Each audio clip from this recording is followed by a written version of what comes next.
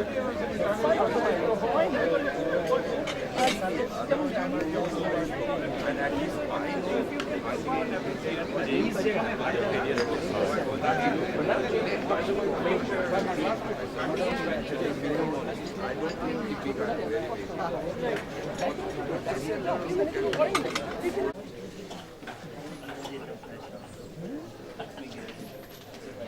friends.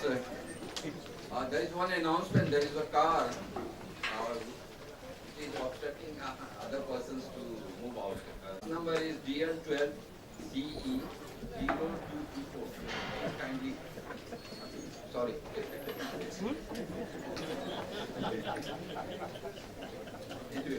In fact, the next person who was obstructing is my own wife.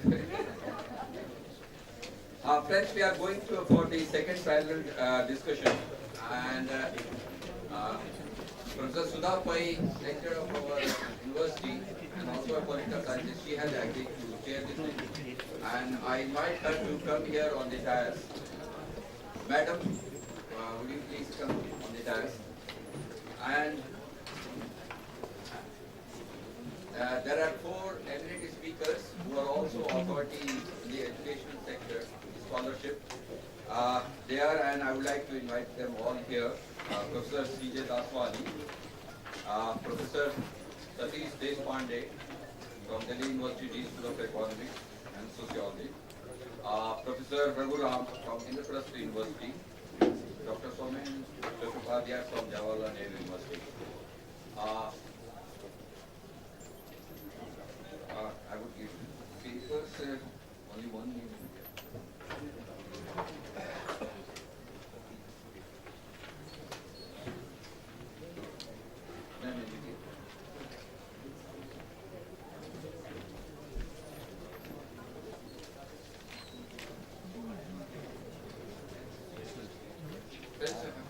I've been getting really a good response from the audience, particularly visiting that this is a really very important and fascinating national seminar. Some persons, very eminent persons, they couldn't come. Our education secretary, really at the last moment, he couldn't come. He had some appointment, I don't know what has happened. And the chairman of the UGC, also he couldn't come, nor he could appoint anybody because the vice chairman also, today he is there in Sri Lanka. And Professor Krishna Kumar, he said that it is not really worthwhile to talk this at this moment because the elections are ending now. He said it would be much better if we had it we have it in September or August. So probably this is a good sensitization exercise. After that we will be probably again organizing once the new government is formed, and would like to put up our agenda to them. And in that sense, we are hopeful you will all turn up at that time again. So without any delay, I would request Professor Sudha Pai to take the chair and then start the session. Thank you.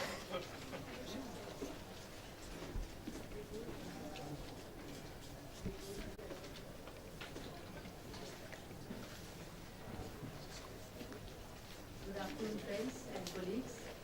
I think this is a very important seminar. I am afraid I missed a part of the first session, although I did hear some of the issues that were raised by Professor Arun Kumar, which I found very interesting. It's great that we have so many colleagues present, which shows that there is a great deal of interest in the subject. And so I welcome you to this second session, which is of course actually the first technical session. This one is called Challenges Facing Higher Education 1. And we have four speakers in this session who are going to speak on various kinds of challenges. There is a session afterwards called Challenges 2, so some issues are going to be raised here and some in the other one. We have Professor C.J. Daswani, from former JNU professor, but I'm afraid I don't have the title of his paper.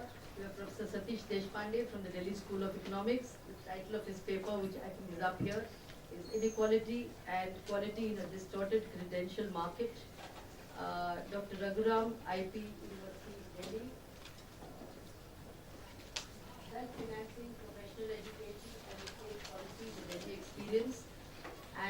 finally, we have Dr. Soman Chattopadhyay from JNU, Quantification of Academic Performance and Academic Freedom.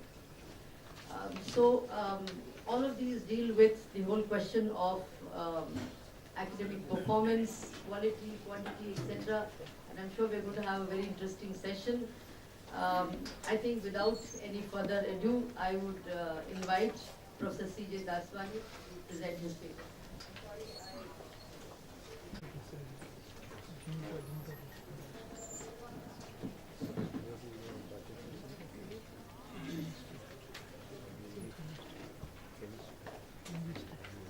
नमस्कार,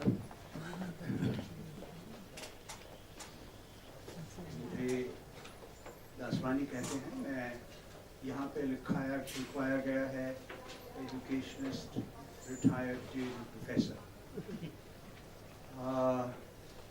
ये बात इतनी पुरानी है कि कब मैं यहाँ से रिटायर हुआ। बहरहाल बहुत खुशी है कि जनूटा ने मुझे याद किया और ये अवसर मुझे मिला। ये केवल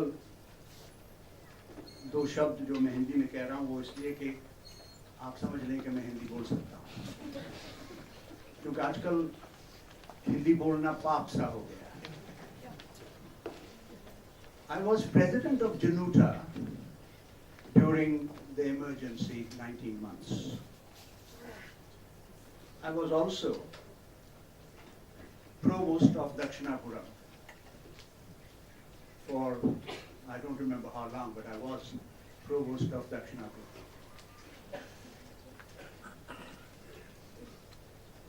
I'm very happy that some of the earlier speakers, especially Sadgopal Saab, were in a way anecdotal. So what I have to say will depend on anecdotes, but I do have a point of view. Whatever I had noted down here, I had given a title. I said Paradoxes in Higher Education, but that title somehow got missed by. However,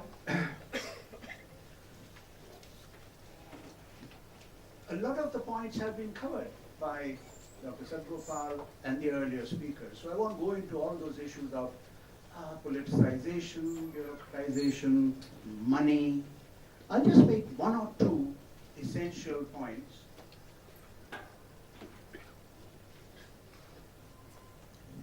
I was once asked to speak on corruption in the school system, not corruption in the school system, but talk about corruption to schools. And they wanted a slogan from me.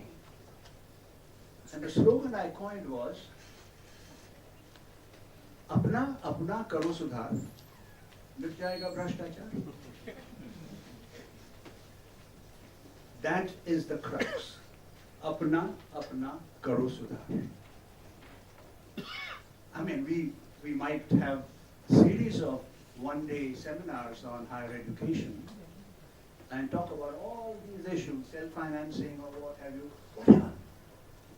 But the point is, are we willing to reform ourselves? It's for us, the teachers.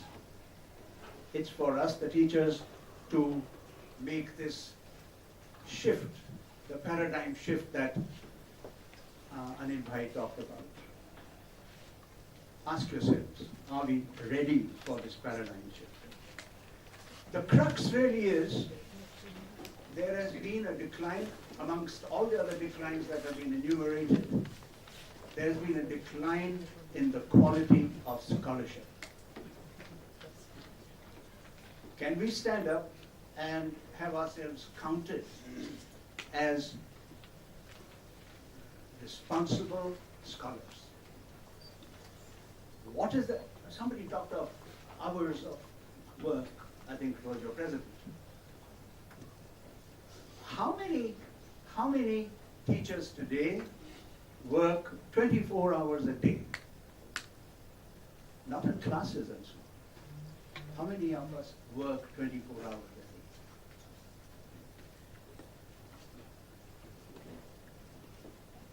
Scholarship And then, are we professionals or are we careerists? Is it a career that matters? Or is it our profession that matters? What is the contribution that we have made to our profession? That is very important.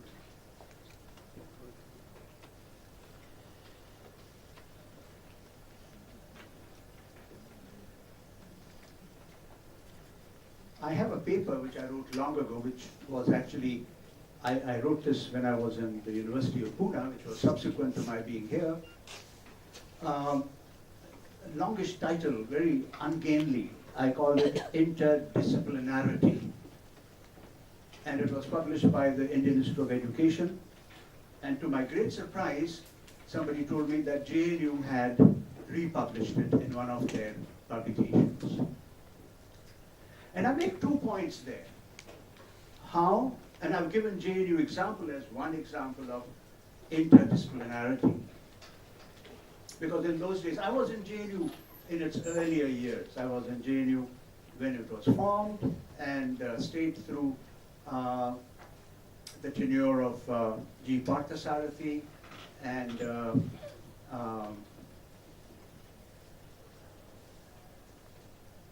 next Vice Chancellor.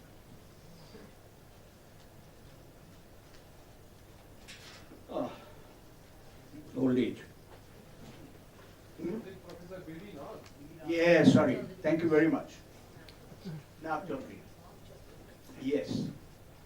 And I then left for a variety of reasons. One of the good points of leaving JNU was that I could work with school children, and that's in that context I had the good fortune of meeting Dr. Sadgopal. The points I've made in that paper are, every teacher, and especially a higher education teacher, has to have a point of view,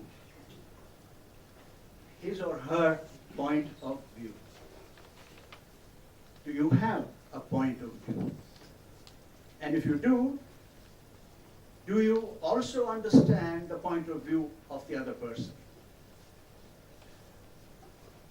Because one of the things that is lacking in our system is, we used to have it, and I think Dr. Sadgopal made several references to it. We do not have,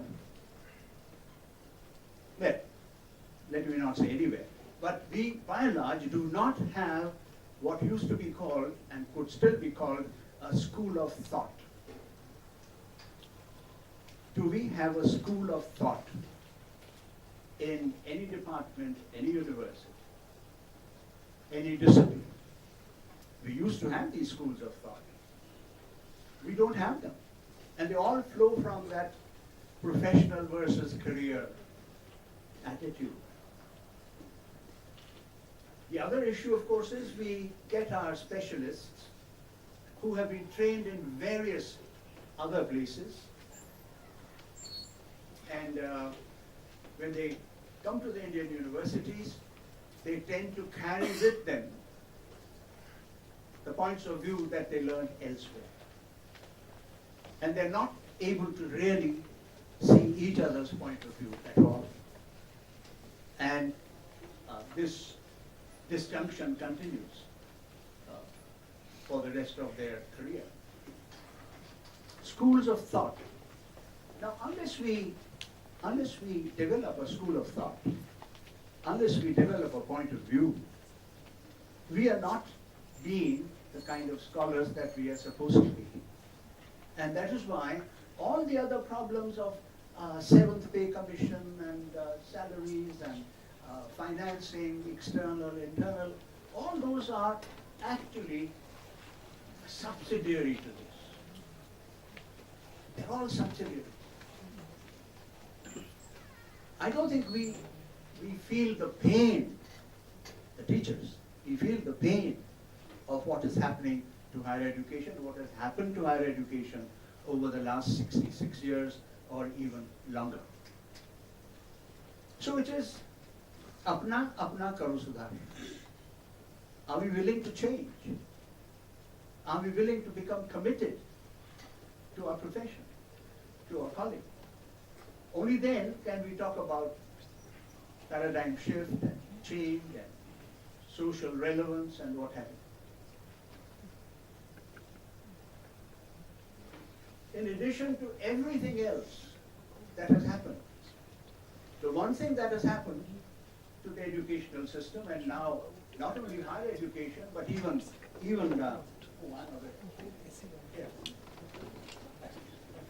I won't take a minute longer than that has been allotted. Shall I stop now, or shall I take that 1 minute? Thank you. I carry a watch and I keep track. I have about 75 seconds. Where was I? Yes. अरे हम अपनी भाषा भूल गए हैं. आप लोग यहाँ पे कहा गया कि ये colonial है वगैरह वगैरह, but we have chosen to forget our own language. We don't think in our language. So what else can you do? If you can't think in your local language, how can you survive? How can you be a scholar? And now, even a pre-primary child wants to learn English. For my sins, I was looking after a school for about 7 years. And parents of little children would come to me and say, "Sir, 6 महीने से हमारा बच्चा यहाँ है लेकिन अंग्रेजी नहीं बोलता." तो मैं उनसे पूछता, आप घर में क्या बोलते हैं? ये पंजाबी बोलते हैं, हिंदी बोलते हैं. तो मैंने कहा, आप तो पहले अंग्रेजी बोलना शुरू करिए अपने घर में, तभी तो आपका बच्चा अंग्रेजी बोलेगा. लेकिन हमारी भाषा हमसे बुलवाई दी गई है और हम बहुत खुश हैं, बहुत खुश हैं. One last sentence, I'm about half a minute over. I was invited to, again for my sins, I was visiting scholar at the University of Pennsylvania in the Center for Advanced Studies of India, Advanced Study of India, or for India. And I was asked to speak in a number of courses there. And I found that students who were coming to Pennsylvania, graduate courses, we call them postgraduate, were either from China or the Middle East, and they also had to contend with English. And I was surprised that the university was enrolling such people. When I asked, the answer I got was, we need the money. So, we are all in good company. Everywhere, money is what makes the thing go. Thank you very much for listening to me.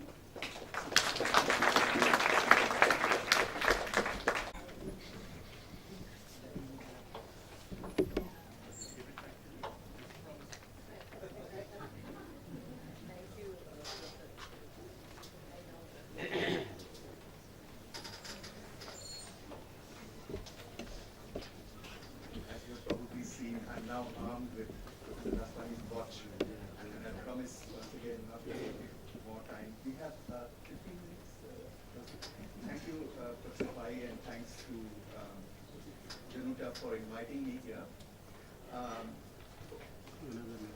One of my disadvantages as I stand before you to speak on this topic is that अब सुनाई पड़ रहा? One of my disadvantages in speaking on this subject is that higher education is also my area of research, not just an occupational sort of hazard, if you like. And the disadvantage, therefore, is that perhaps the concerns that animate you may not be foremost in my mind. But on the other hand, there may be other issues that I may be thinking about because this is an area of research of mine. So I also ask for your forgiveness for rushing through what ought to be a more systematic and more clear presentation. So the title that I have is Inequality and Quality in a Distorted Credential Market. I will explain what each of these terms means as far as I am concerned. But probably the most important part of what I would like to place before you for discussion without really saying much about it is not there in the title at all. And that part has to do with the role of teachers. That is why it is a special privilege for me today to be invited by Teachers Association to be speaking on these issues. We have conversations on these issues, sometimes very vexed, very animated, very passionate conversations amongst ourselves, our close colleagues and so on. But we rarely get opportunities of this sort where we can address a larger gathering of ourselves, so to speak. And that is why I will try to place before you some issues that I feel are very important as far as the role of teachers, and specifically teachers' organizations are concerned at the present moment in higher education in India, which is, I think, really a turning point of sorts. The implications of which we have perhaps, even as a community of teachers, directly implicated in this, not understood fully. So very quickly, higher education is especially important in a country like India for a number of reasons. Let me very quickly list a few of them. First, higher education is, let me simply assert this in brief right now, is one of the best ways of changing the status quo in an unequal society. In a limited sense, a meritocracy is not a bad thing to turn to compared to, say, distribution of status and position and power by ascription, that is by birth, or through the use of force, or through the use of money. Compared to these, a limited meritocracy appears to be a good thing, and the higher education system promotes this meritocracy. Secondly, specifically in a country like India, and this probably makes higher education the most important resource we have, higher education today is the only significant resource for mobility. Primary education gives us perhaps freedom from poverty, but it does not hold promise of bringing sufficient significant social mobility. Only higher education holds that promise. And it is the only resource of this kind, that is a resource which promises significant social mobility, that we can have a reasonable hope of distributing. We have given up on land, we have no hope of redistributing wealth. So the only thing that we can promise the have-nots is this resource, which in turn is not itself mobility, but promises mobility. That's why higher education is extremely important. And that's why in the coming decades, as in the past 2 decades, higher education has become and will be an arena of great friction and contestation in our society. At the same time, there is a countervailing set of reasons which makes higher education very critical.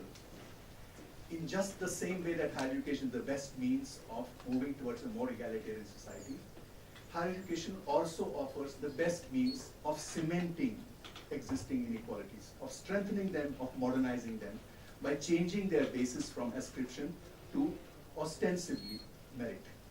So if access to the means by which merit may be produced, if access to these means is restricted and we have pay lip service to meritocracy, we can have a situation of roughly of the sort that we do have in our country today, where access to merit is limited to a few, and then those few in social terms are the same old suspects. They are the privileged groups of our society, of traditional privileged groups, but now their access to power and status will be underwritten, so to speak, by their access to merit, not because of their birth.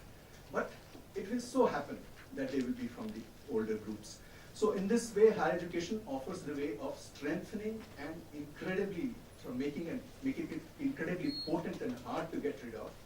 Old forms of inequality can wear new modern garbs and become impossible to dislodge, and got enmeshed in ideologies where people sincerely believe that it is a matter of sheer accident that upper castes own 99% of the merit in this country, and that it is in their genes in some way, and that their merit is something that is not socially produced. These are all ideologies. There are many of us who passionately believe in these ideologies, and they are very hard to dislodge. So higher education, for all these reasons, is very, very important. For the reasons I've already told you, inequality in relation to higher education is also especially important. And in higher education, for reasons I will just quickly outline to you, inequality is expressed through quality. The old way of expression of inequality was outright exclusion. The simplest form of that exclusion was the caste system, where a very large proportion of the population, starting with all women, was simply excluded, did not have access to higher education. So those forms of outright exclusion are politically too expensive to sustain. They are unsustainable today. So instead, the forms that inequality takes today is by providing formal access, but providing access to graded quality. So everyone may get access, or in principle seem to have access to higher education, but in practice they will have access to institutions of different quality. And therefore, older forms of inequality will be reproduced with some changes, but they will be reproduced to, in a sense, produce a new and modern and contemporary form of inequality in a situation which speaks of egalitarianism, in a situation which speaks of meritocracy, and so on. Add to all this a distorted credential market. What do I mean by distorted credential market? In our country, as in many countries, we are not peculiar in that fashion, in this respect, but we stand out because it is so stark in our case. The market for credentials is distorted here because jobs are obtained through social capital and through economic capital. In practice, I'm speaking about the majority of jobs, only a very small proportion are apportioned through mechanisms like the UPSC and so on. The vast majority of jobs you get through your social capital and your economic capital.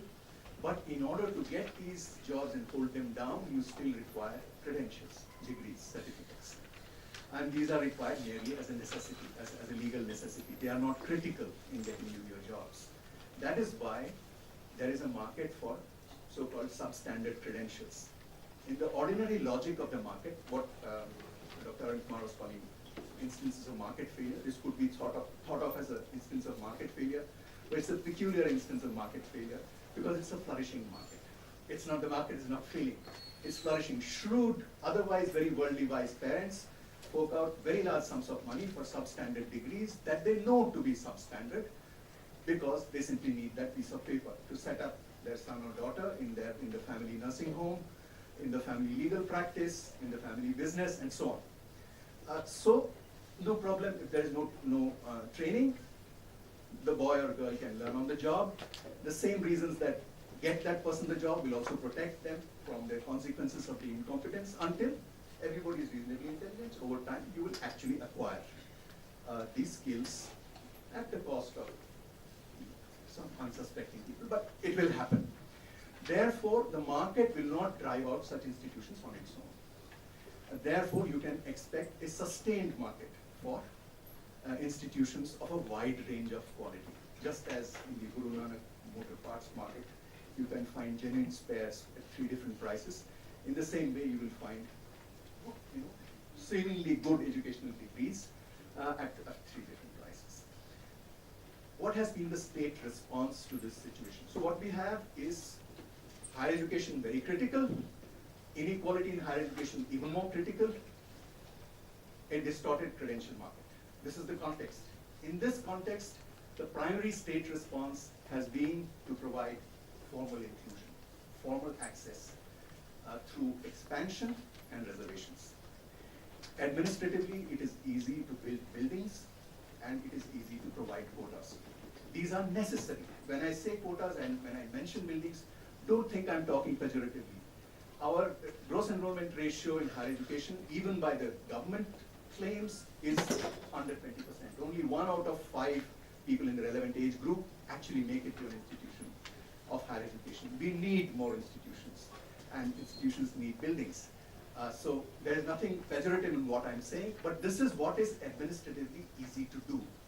That is, it is possible for the state to set up institutions, to build buildings, and to provide formal access. But we are back to the old question of graded quality. The state finds it very hard to address the inequality of students and the inequality of teachers, the inequality of institutions, and the inequality of credentials. one way of handling this is to pretend that this inequality doesn't exist. So we have expansion, we have formal access, and we have a third feature which I believe we ought to be worrying about the most, even more than that bugbear of privatization, is the phenomenon of the corporatization of the university, whether public or private. So the university is being turned into something like a corporate, an ideal corporate, commercial corporation, or perhaps even a strict institution like the army, where there is a clear command structure, where there is a clear distribution of, and where teachers are employees, students are customers, and teachers are supposed to not speak about curriculum and wider aspects like that, which are the subject of management. And management will tell you what to teach, how to teach it, and so on. What we need are efficient institutions, institutions that function efficiently and hand out degrees and make sure that enough work is done for the salaries that are paid. So on. Efficiency in the corporate sense.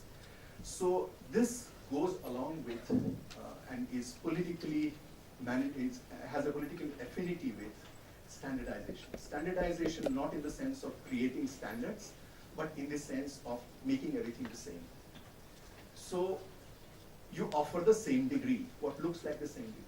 So as teachers, as people watching higher education, we know that the classroom is unequal, and it is unequal not because people are more or less intelligent and so on.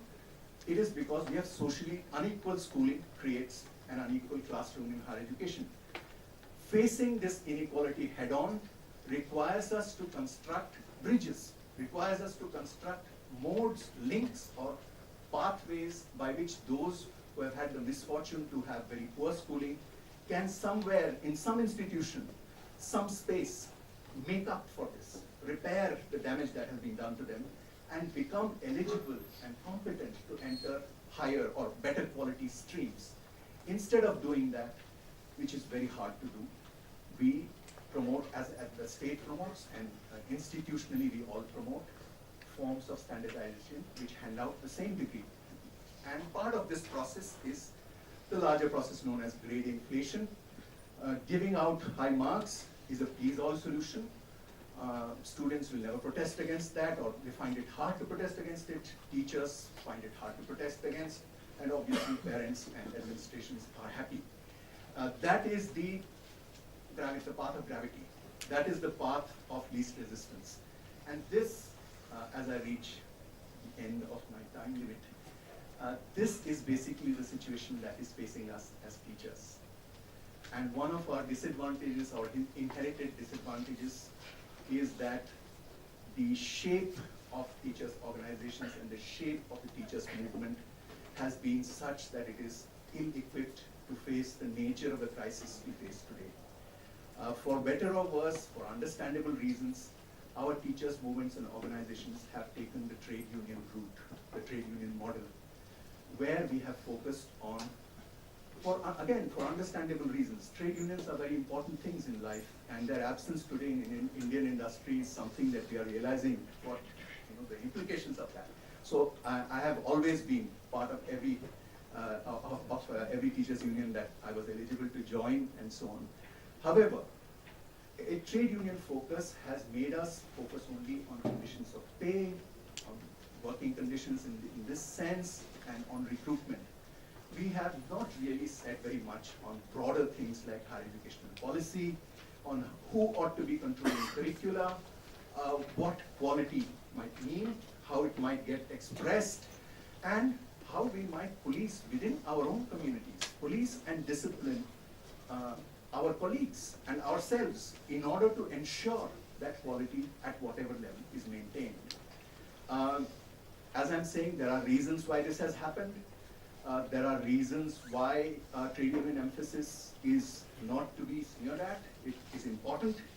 There are also reasons, which is what I'm trying to point out, in contexts such as that in which we find ourselves today, where a trade union perspective is radically insufficient, where we need more. How do we provide more without taking the easy way out? The easy way out is to repeat in higher education the story of schooling. My generation, that is to say, is probably the first one that went in a big way to private school education. As people slightly older than me, and certainly my parents' generation, went to government schools which were excellent, which were considered good enough. Today, I'm also interested in social surveys, and those of you who do surveys and are interested in indicators know that one of the most robust indicators of class today is government school, ordinary government school. Only the most helpless parents, जिसे कहते हैं ना बेचारा या लाचार, send their children to the ordinary government school. How have we reached this situation? Will the same story be repeated for higher education? One of the paradoxes of higher education has been that the most sought after sections of higher education, whether professional or liberal education, have been in state institutions. So getting away from this, what is going to happen in the path of gravity, the path of least resistance, is that private institutions will now supply a certain level of quality, or at least claim to supply a certain level of quality, whereas state institutions will meet the political needs of offering formal access without being able to guarantee quality, without being able to guarantee what it is that you're getting access to, because that is more expedient, that can be done faster. So we are in danger of repeating the story of school education, which today to us seems irreversible. We are at a moment where the history of higher education is certainly not irreversible today. 10 years later, it may seem as much of a fait accompli as school education seems today. And I think this is really seriously the biggest challenge facing us as teachers. And therefore, facing teachers associations as well. Wherever we may be, whatever our political persuasion, this is a larger context. As long as we remain teachers, we cannot escape this context. And we must face it as honestly as we can. Thank you.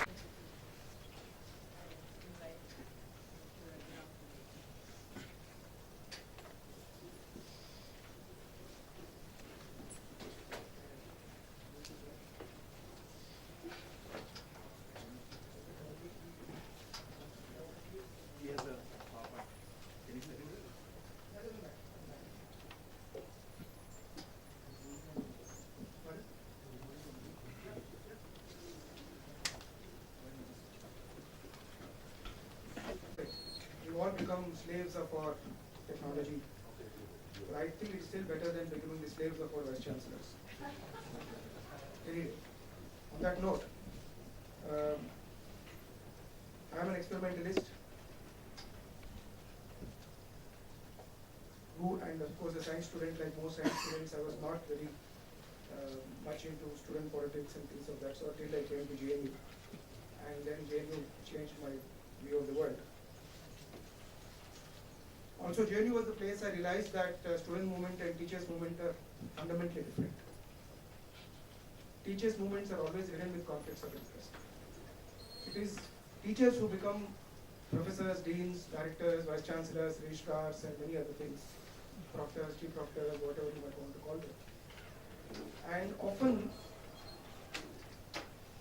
it incapacitates the teaching fraternity to fight one of their own colleagues when they are on the other side of the table. Not because we don't want to do it, but, and this is where the Freudian logic often comes, should we take up divisive issues? Should we talk of the bigger issues rather than, divide the teaching community? So these issues become very important. I've consciously avoided playing any prominent role in the teachers, even though I was part of it all the time. And so therefore, after I joined the IP University, where I now teach in the School of Biotechnology, for about 10 years, I only spoke in the faculty meetings and other formal forums where I'm supposed to speak. But even that I realized was being seen as troublesome, was being seen as too much, was being seen as being anti-establishment. So I thought, might as well live up to it. So the time came when I had to jump into the fray and become the president of the Teachers Association of IP University. Most reluctantly, I served the term for 1.5 years and recently handed over the charge. So, and in the process, I've understood a lot about our own university and interacted with a few colleagues from other universities and teachers associations. So the picture that I'm going to give you today is very specific. I'm not going into theory. I'm not very good at it. Enough as a theoretical background has already been said. I think Professor Anil Sadgopal's lecture in the morning gave a perfect framework of what neoliberal framework, how it has been laid out initially in the schools and we didn't bother. Then it came to colleges, then we didn't bother. Now it came to universities and we're all crying horse. It reminds me of the old slogan, first they came for the Jews, then I didn't say anything because I was not a Jew, then they came for the communists, then they came for me and there was no one left to fight for me. I think that's, it was good that we had this framework because what I'm going to tell you is the example of Delhi as a new state and IP University as the first university to be established under the new state of Delhi. As the emerging state policy for Delhi as a state, because many of us thought that this is one of the better new states which seemingly had done better in the field of higher education. Everybody seemed to flock to Delhi for higher education. And of course, once you have seen Chhattisgarh, Jharkhand or some of the other new states, you realize that we are better off being in Delhi. Are we really so better off is the question that I am trying to ask. And for that I am using this example of how the first university was articulated and how the model of self-financing in education, which was originally started as a model to encourage privatization of education, especially more so in the higher education scenario. We didn't even hear this term when privatization was free for all in the schools. Nobody used the term self-financing. It just happened under the carpet. But in the area of higher education, it had to be used for whatever reasons, and we are all facing this. So most of us who thought that self-financing is only about enabling privatization of education will be surprised to know that IP University is the first government university established by the state of Delhi as a self-financing model of a government-owned but fully self-financed university. The only reason for which we are a government university is the bureaucracy. For everything else, we are fully self-financing. Of course, we get land, like every private college gets lands, virtually free. We get buildings, thanks for it. But for every other reason, we are as good as a private university. And this is a government university. So that's the issue that I want to highlight and start with that and expand on what it means for education and what it means for teachers and the role that they would like to play in redefining higher education. So as I said, IP University was established in 1998 as a state of, through the assembly resolution by the first BJP government of Delhi. And in the course of our representation to various political parties as the Teachers Association, we also heard some interesting stories from some politicians about how Delhi University actually, our university actually came up. Apparently, when the Delhi University was saturating and bursting at the seams, unable to accommodate more colleges, affiliated colleges, and Delhi University Act actually had a provision that only Delhi University was allowed to affiliate any college in the entire NCR region. That provision still exists. But DU was not able to stand up to its own provision to cater to all needs of higher education in Delhi. So way back in the 60s, another university was created in the south of Delhi, where we stand right now, to meet the shortfall that Delhi University was not able to cater to. But between the conception and the realization, JNU took a totally different trajectory of development, where it remained totally a campus-based residential university, only catering to itself and not to any colleges. Right or wrong, I'm not going into that, but it's a historical fact. So for another 20-30 years, the higher education needs of Delhi, especially at the college level, were continuing to be focused on Delhi University.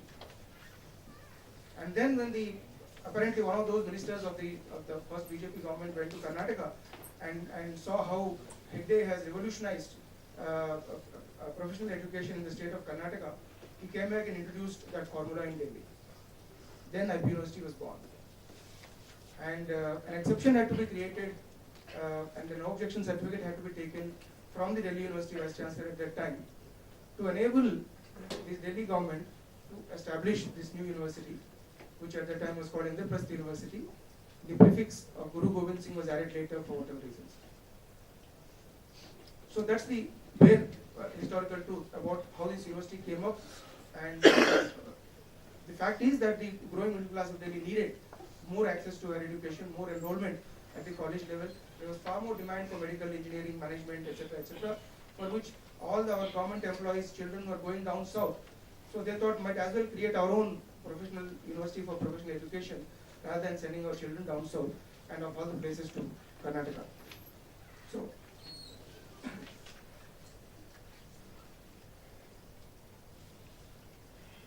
alright, so what are we as a university today? We have, so since 99 when we actually started functioning till date, in the last 14 years or so, 14-15 years, we have about 110 colleges, affiliated colleges. Almost all of them, barring a couple of them, are fully self-financed. Which means, except land, which in most cases was given by the government, everything, the teachers, the staff, the fees, the buildings, everything is totally managed by the colleges. Affiliation in our university is not a system of self-constituent college or aided college. We had only one constituent college, the Girls Engineering College, which has now become an independent girls' university, the Indira Gandhi University of Technology or whatever they call it now. And there is an Ambedkar College, which is a government college, which existed before and still under our affiliation, but majority of all the colleges are totally 100% private and self-financed, and more than 105 of them, out of the 110. But the important part I want to flag here, the point that Professor Anil Sargopal said, is about land. Delhi University, I am told, caters to more than 1.5 lakh students with about 70 odd colleges, whereas IP University, even with 110 colleges today, caters to less than 70,000 students. More colleges, less students. More colleges means more land. More land in prime locations. And it's no big secret that the relatives or favorites of the major political parties in Delhi have been the biggest beneficiaries of all these land allotments and the controlling stakes in those private colleges. Therefore, a state government dominated by the very same political parties, whether Congress or BJP, is in no position to control these private colleges. The idea was, we will set up a government university, put all the eggs in one university basket. Through the university, we will regulate the colleges. The university will control the syllabus, control the admissions, control the examinations, control the standards, whatever, and then the rest will follow. There will be a trickle-down effect or percolation effect or whatever you might want to call it. It hasn't happened as much as one would have thought. Over the years, it has reached close to 70,000 with an annual intake of 25,000 every year, 23 to 25,000, out of which 10% of their strength, close to 2,500, actually are on campus. We have a 60-acre campus in Dwarka today. And the kind of courses offered, mostly so-called professional courses, medical, paramedical, nursing, engineering, technology, law, management, BBA, BCA, even B.Ed. The reason I put them here is to show that not all of them are professional in the sense of leading to highly paid jobs. What kind of a highly paid job would a B.Ed lead you to? What kind of a highly paid job would a average BCA from a godforsaken private college running in a shed in outskirts of Delhi lead you to? But it is still called professional education, and in the name of professional education, there is a freedom of charging high fees, and therefore, you have to self-finance your education. You have to pay for the buildings, you have to pay for everything. The latest numbers are that this year about 2.3 lakh applications have been sold, and about 10% of which are admitted. The interesting thing is Whether you get selected or not, you have to purchase an application form and prospectus for 700 rupees today. It was actually about, it was 1000 rupees last year. It was about to increase to 1200 this year. Thanks to that 49-day Aam Aadmi government, they wrote a letter saying, please tell us how much you are spending in the admission process and whether the cost of the application and prospectus is really an exercise of recovering your cost of admission, or are you making profit out of rejecting students? Because some of us had shown that the university is running with the money of rejected students, not with the money of selected students. The rejected students are paying far more money through prospectus and application than the selected money students are paying by way of annual fees. And that annual fees is nothing less. It is at least 50,000 for the cheapest course in our university, if you are lucky to get admission in the university campus. But if you go to a private college campus, Delhi government has a graded system of fees, just like full service airline, low cost airline, etc. And all of them charge higher than the university, but it can go as high as double the university rate. So if you get a admission in a private college, your fees could be anywhere between 60,000 to 1 lakh. So in the process, the university actually became self-financing for almost 7-8 years now. Only the first 4-5 years startup funding was given, and so much so that we have a corpus of 200 crores, and university doesn't know. It actually shows in every annual report how their total corpus is increasing. And this is, and here we're talking of government university. Mostly when we talk of higher education, we talk of government not investing, universities are cash strapped. Here is a university which is actually cash rich. So cash rich that sometimes they buy teachers by giving some small little cash allowances so that they keep quiet. VCs don't want state funding anymore.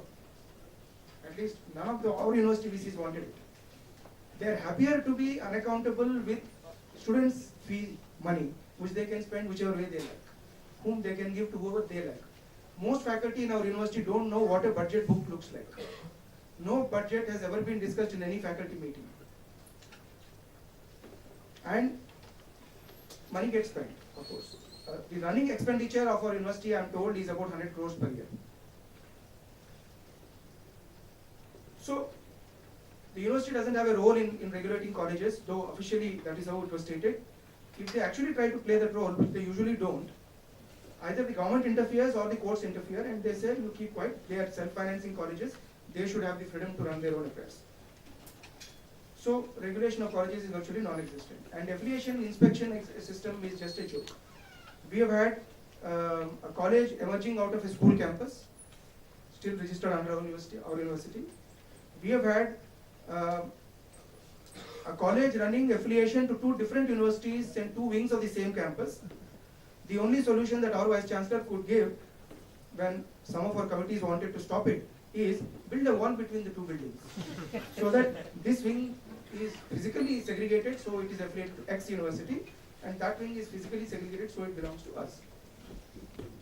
And these are factual examples. The University Act and statutes have been made at will and are flouted on whims. And I'll give you some examples. And nobody cares. Neither the legislature cares, though there is a rule that every major change in the Act and statute has to be placed in the legislature.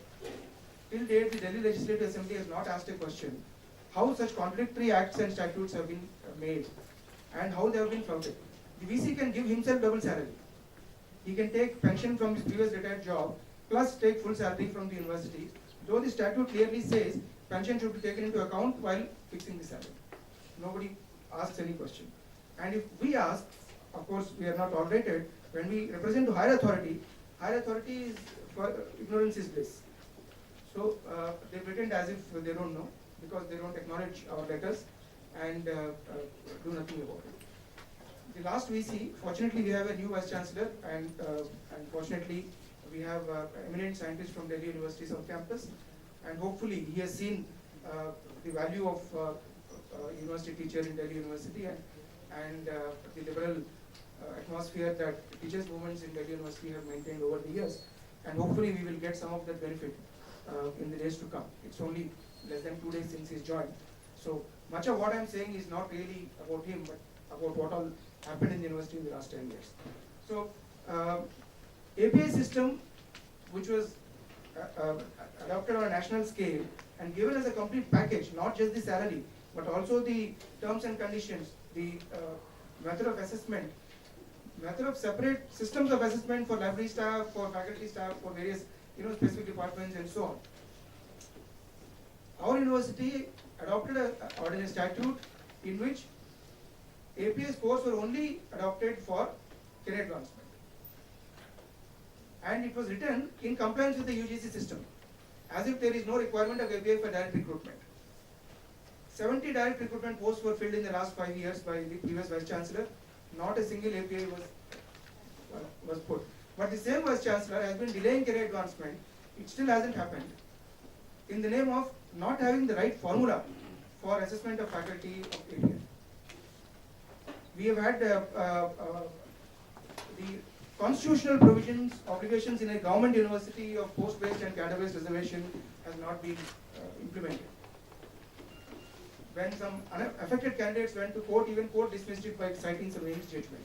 Ames judgment has been revised for Ames, but our university still continues to do its own whims when it comes to reservation. A faculty of law was kept under suspension for 5 years, even though the university's own inquiry committee exonerated him of most of the charges, and there was nothing left to keep him under suspension. But the restoration was not done as long as possible. In the meantime, the faculty died. And the other one, who happens to be a alumnus of JNU, had to resign and leave in disgust. Contractualization of faculty appointment. We had a university statute which says Vice Chancellor has the power to appoint anybody on a temporary basis for no more than 6 months. No exceptions to this rule have been provided anywhere in the Act and statutes. I have read them threadbare. But years and years of contractual appointments have been given at all levels, at the level of not only lecturer reader but professor, dean, director, OSD, advisor, all kinds of things. And one of the problems of teachers associations have been all over. I was earlier in Bombay University, and even there this was a problem.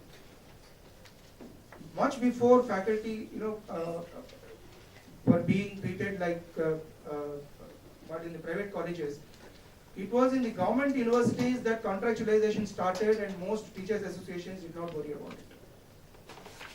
PUCTU didn't, BUASA didn't, AFACTO didn't. They were all fighting for the privileges of the regular teachers.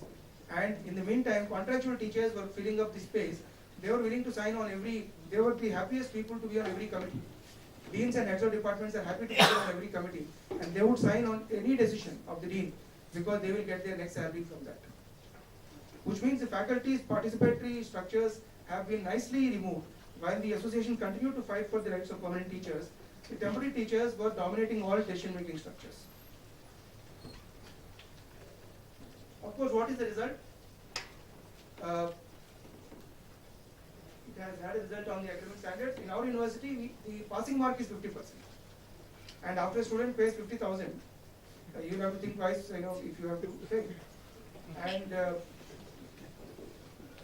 or else you get questions and there are moderations, various things. So, and except in a few subjects, nobody gets 100% in higher education, in most subjects. But then, so the difference between the good and the bad is getting squeezed. So the good students get frustrated when they get no more than 80%, and a student who ideally should have failed passes with 51%. And quality, if there is another 10 feet of space or under the corridor or under the stairs, a new course is started. We've had new sheds built in our university where new centers of excellence have been started. And the best part is university has its own statutes and ordinances which define what should be the conditions under which a course can be started or a college can be affiliated. The university doesn't implement its own rules on itself, which it uses as a stick to beat the colleges. If that was done, the university would not have been able to start so many colleges. And of course, we invent, what do we need to start a new course? Just a fashionable name. This technology, that technology, maybe someday one of my colleagues used to say, you could just offer a course in human reproductive technology and there will be fantastic demand. So there is a lot of hollowness behind this whole model, neoliberal model of expansion of access to education, which seems to have dominated the middle class imagination in Delhi, and it's somewhat like the Gujarat model that we keep hearing about. The effects of that are very palpable. The quality of students is not improving, and the cost of education is only increasing. And for the teachers and students, it only means disempowerment, and your voice becomes more and more stifled, and teacher and taught become just incidental in the neoliberal framework. It's just about a factory of producing numbers, producing degrees, and we have been talking to various fraternal teachers associations in the recent past.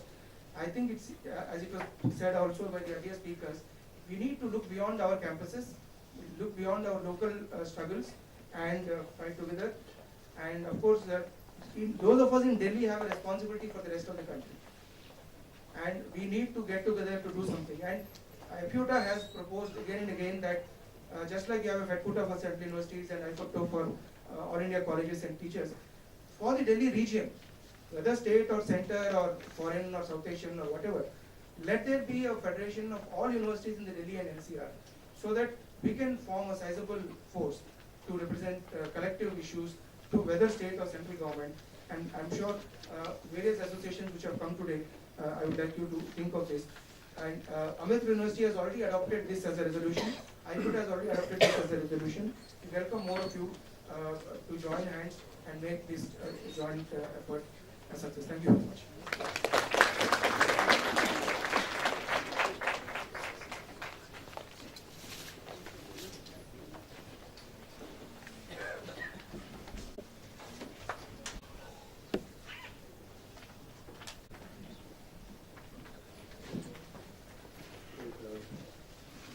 Respected Madam Dr. Shivabai, the panelists, colleagues and friends, I will be focusing on a particular policy issue. I will not be covering a ground series of reforms that have been mooted and some of them are being implemented. I will be focusing on a particular reform in order to trace out the implications it would have for the university as a whole, the teaching as a profession. And then it would also have an impact on the teacher-student relationship that we have in the campus. Initially, I would like to locate the policy measure in the entire gamut of reforms. Then, before providing a critique of such a policy measure, it is an imperative that we must understand what the policymakers are trying to argue in order to advocate in support of this reform, and then the implications. Out of the many reforms that have been mooted and been implemented, the DUSA is one of the very prominent policy initiatives which is being implemented. What I intend to do is to look at the UGC regulation 2010, and it was further amended 2013. It has already been referred to in the earlier presentation. What it does, what the regulation says, UGC regulations and minimum qualifications for appointment of the teachers and other academic staff in the universities and colleges, and measures for the maintenance of standard in higher education. This particular policy measure has to be located within the series of reform measures. Now, the new liberals are trying to argue that there are two ways of reforming the higher education sector. One way would be to construct a regulated market for higher education, and the institutions have to be reformed. Particularly, the argument is that the government-funded institutions are not efficient, whereas the private-funded institutions are. And therefore, what we need to do is to reform the government-funded institutions so that they can participate in the market on equal terms with the private sector to achieve excellence and cost efficiency within the functioning of the institutions. If I could go back to the earlier slide. Now, what does it do? This academic performance indicator, the primary objective is to assess the academic performance of the teachers in purely quantitative terms. And this is required because the idea is that it has been in the history since Adam Smith and all, that university failure has to be understood in terms of the teacher's performance within the university. So the university still, the primary responsibility would lie with the teachers. Now, this policy measure is the institutional governance measure and typically in line with what is called new public management system. That the publicly funded universities have to be reformed in line with the corporate managerial practices. Now, in order to understand the implications of such a system, we must understand what does it seek to do. There are three components of academic output, which is being measured: category 1, category 2, and category 3. And some of us would know because you have gone through the process of such evaluation. Category 1, teaching, learning and evaluation. Category 2, co-curricular activities, extension. And the third category is the research output. The research output would be publications in journals and books, research projects undertaken, research guidance, and the participation in the seminars and conferences and the training programs. Now, if you look at the quantification of such a variety of academic activities that we are supposed to undertake, category 1 and category 2 would seek to measure our performance in terms of time. So 1 point would be assigned to 10 hours of dedication in this activity. Now, the UGC, though it is not spelling out the objective, but the idea is that in this process, for both career advancement scheme as well as the direct recruitment, the process of CAS and the direct recruitment would be objective, so that the screen out the, it's a sort of screening process. And in the process, what would happen, the university would perform and deliver, and wastage and corruption within the university system would be cut. That is precisely the argument. Now, in this entire setup, we must understand that what would happen to the academic freedom that we are supposed to enjoy and how we are being held accountable to the system in fairly and objective manner. Now, before I proceed, there are two questions which may not be addressed in a very concrete terms in my presentation. There are two issues. What is being measured and how is it being measured? Now, the moment you are focusing on the time as a unit of measurement for assessing the academic performance of the teacher, you must understand that there is a human element involved. And in this human element, which is very much intrinsic and specific to an individual, it will depend on the motivation. Time alone cannot quantify what we do in the class, what we do when we talk to the students, what we do when we undertake research. So it's a fundamentally flawed. This is a typical application of input-output kind of analysis that we apply for the factory. That's very clear. When it comes to the category 3, the research output, the UGC has decided on its own that the various points would be assigned to the various academic activities that we are supposed to undertake. So the importance of each of the activities that we are supposed to undertake are now being externally determined by UGC. And this has got very serious implications how we are going to engage in our various activities, because the importance is being assigned by an external body and not to the teachers. In the process, what happens that academic activities, the moment you assign a point for a particular activity, all these activities become comparable and they are substitutable.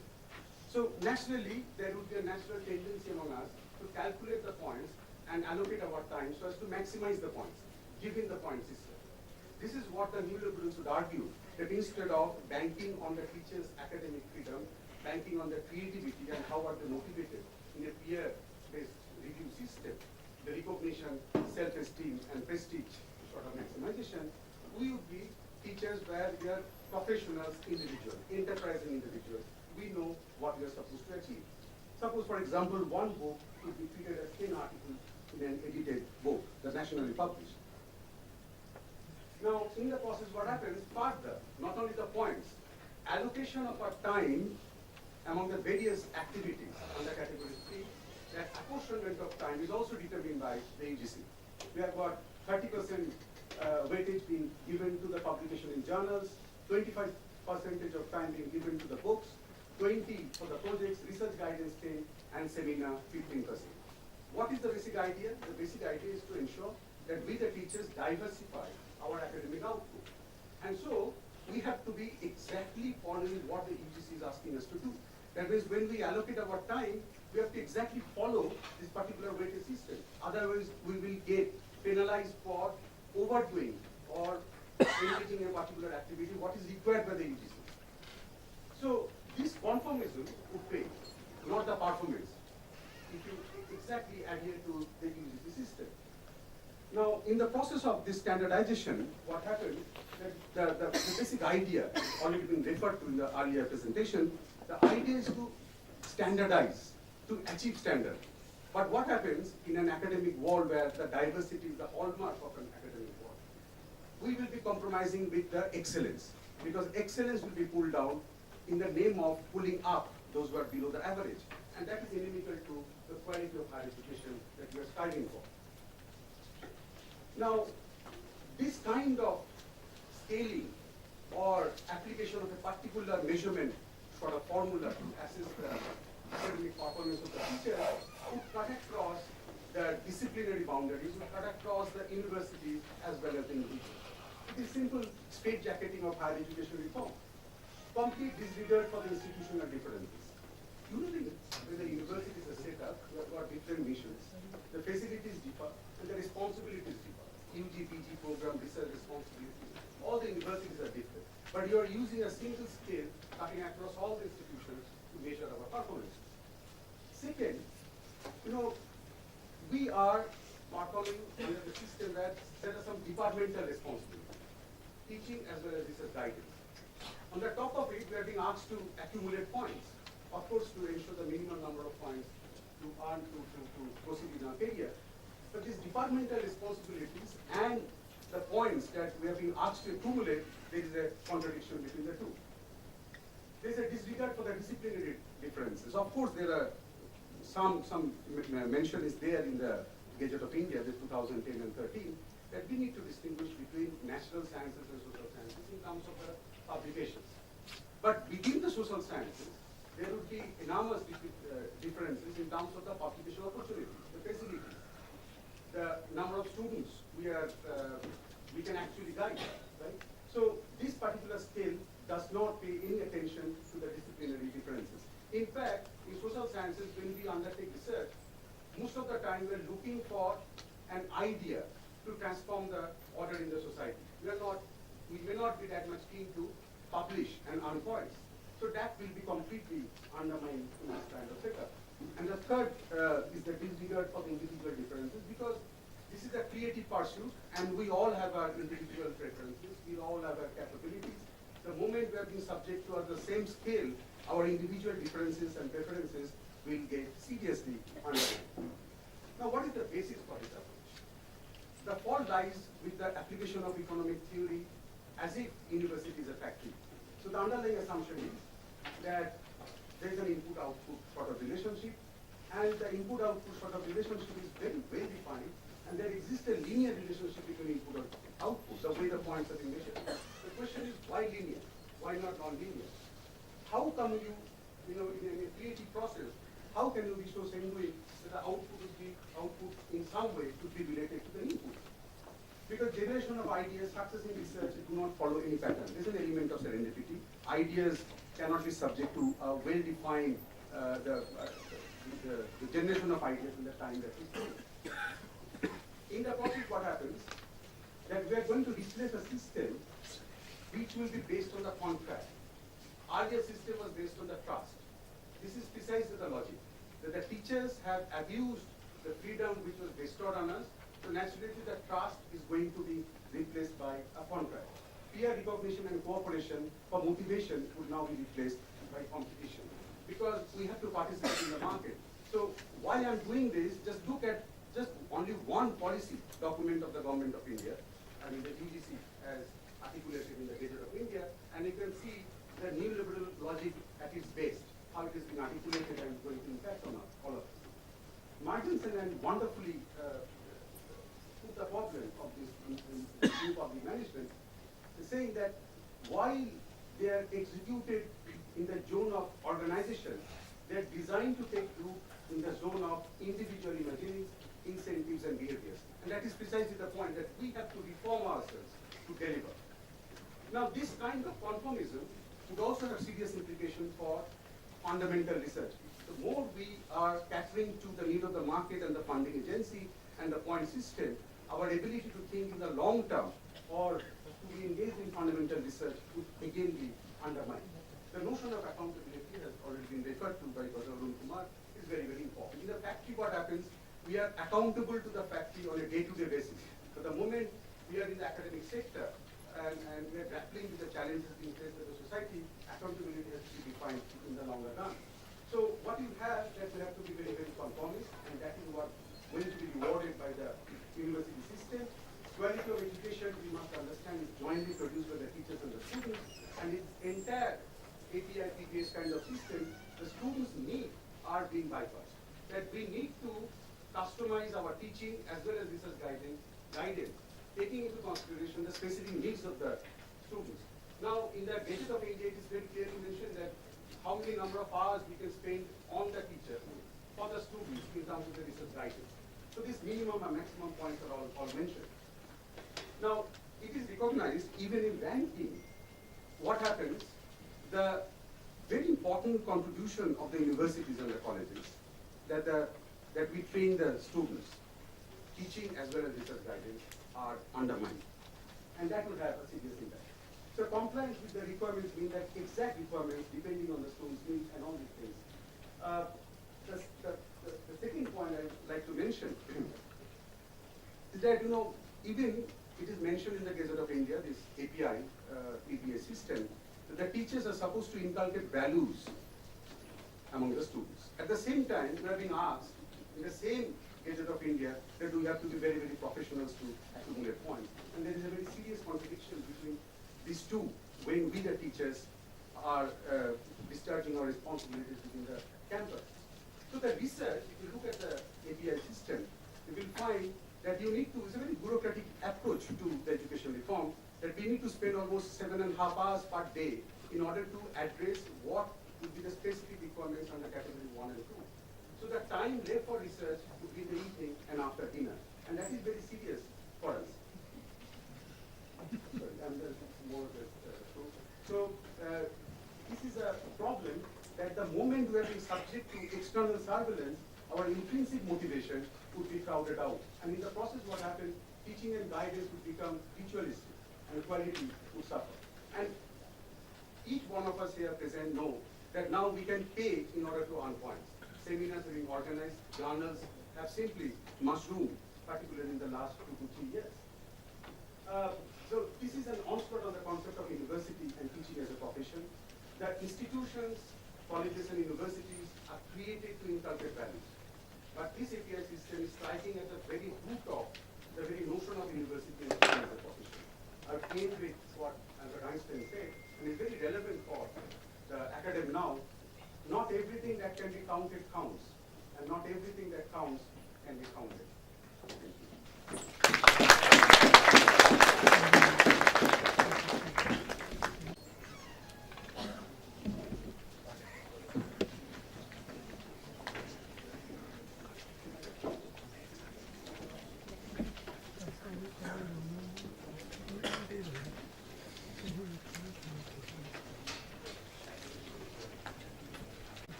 Paper presenters. I'm sure you all agree that we've had very interesting papers, very well thought out, very well argued, and we have raised some very fundamental questions, some of which I will merely try and put together, then we could have some discussion. I think this session has raised some very fundamental issues. As I said, for example, how should a society construct its higher education system? This is something we need to think about because we do seem to be at a crossroads. In fact, we've passed the crossroads with many of the questions, many of the papers are, the speakers are to be believed. Should it be totally publicly funded by a government? Should it be self-financing? Should it be private? There are various models which seem to have appeared before us. And we seem to be moving from what was the traditional idea of a university to newer kinds of models, and how do we deal with them? There is a rush to sort of establish newer and newer institutions which attempts to gain reputation. and which attempt to compete with each other. And therefore there is what somebody called an education market today. Now this is a very serious issue. In fact, I found it very interesting to listen because on Monday, the British Council has invited many of us to listen to Q2 Asia Pacific rankings. Now you see, this is a new thing which has started. And then we are constantly told, JNU is not in the first 100, so-and-so university is not there, and so on and so forth. So I sat down with some of my colleagues and we thought out what we should say. And I realized that many of the kinds of things that they are saying, we don't fit into.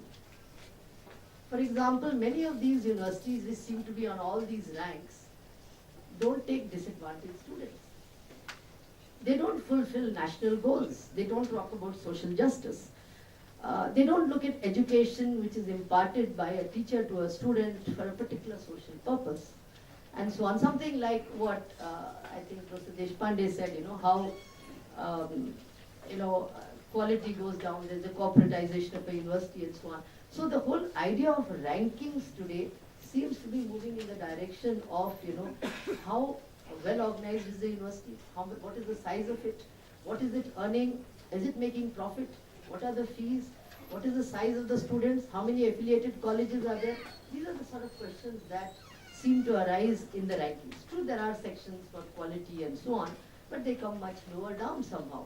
So there's an absolute attempt by universities apparently to sell themselves and to appear in these rankings. So I don't know, should we really compete in this? Or are we being, thinking, are we talking like this because we're not in that first 100? These are things we need to think about. What is our future direction going to be, and how do we conceive of universities, whether in Delhi or in the country as a whole? So I think some of the papers today have raised this very fundamental issue of how do you construct an entire higher educational system, what is its role, and what impact does it have? Is education a commodity in a market which is manufactured, which is reproduced, and which also reproduces inequalities? See, as was said, that true, every society has a set of people who are well educated, who form a meritocracy. But if you have educational institutions to which there is less access, which are really good, but you have access to large number which look at education as a commodity, then you are creating inequalities. I'm very much reminded by a very good article by Drez, called Privatization of Education in UP. It's very interesting. You see, the first generation after independence, parents sent their children to private schools, to government schools. But somewhere from the mid-60s onwards, they stopped doing it because the government schools had sort of broken down, which earlier were very good. Many of our parents went to government schools and they suffer in life as a result of that. They managed to do something in life and some of them to do fairly well as well. So you have the appearance then of private schools. And these are private schools set up by villagers who are themselves educated. And particularly if you drive from Meerut to Muzaffarnagar and so on, this entire western UP belt, where people have made some money through farming, you find these private schools mushrooming. And they are unaided, unrecognized, and they sort of show their students as, being part of a government school. So you have the privatization of education at the school level. So a lot of things have come in which have introduced change in the entire education market. I think many papers talked about this, how there is expansion, there is access, but there's poor quality. There's also standardization of education, what you should be teaching, and so on and so forth. So what impact does our educational system have on society, on the student, on the teacher? These are also, I think, the second set of issues that were raised by some of these papers. The third is, of course, the role of teachers, something that we all think about, hopefully, all the time. And some, in fact, did argue that we should be willing to reform ourselves, to look within, to introspect. Of course, all that is there, but there is also the whole question, very interestingly raised, as to what is the role of a teachers' association. How do you balance the absolute need for a certain amount of trade unionism about service conditions and so on, to thinking about quality. So there is this problem of balancing both, because both are needed. Obviously, people do need to look after themselves. And it is, as some people said, a career, but it's also a profession. So I think the third set of questions that came up today was, or the third kind of question that came up was, what can we do as teachers? What is the role of an association? What is its role vis-a-vis society, vis-a-vis the government?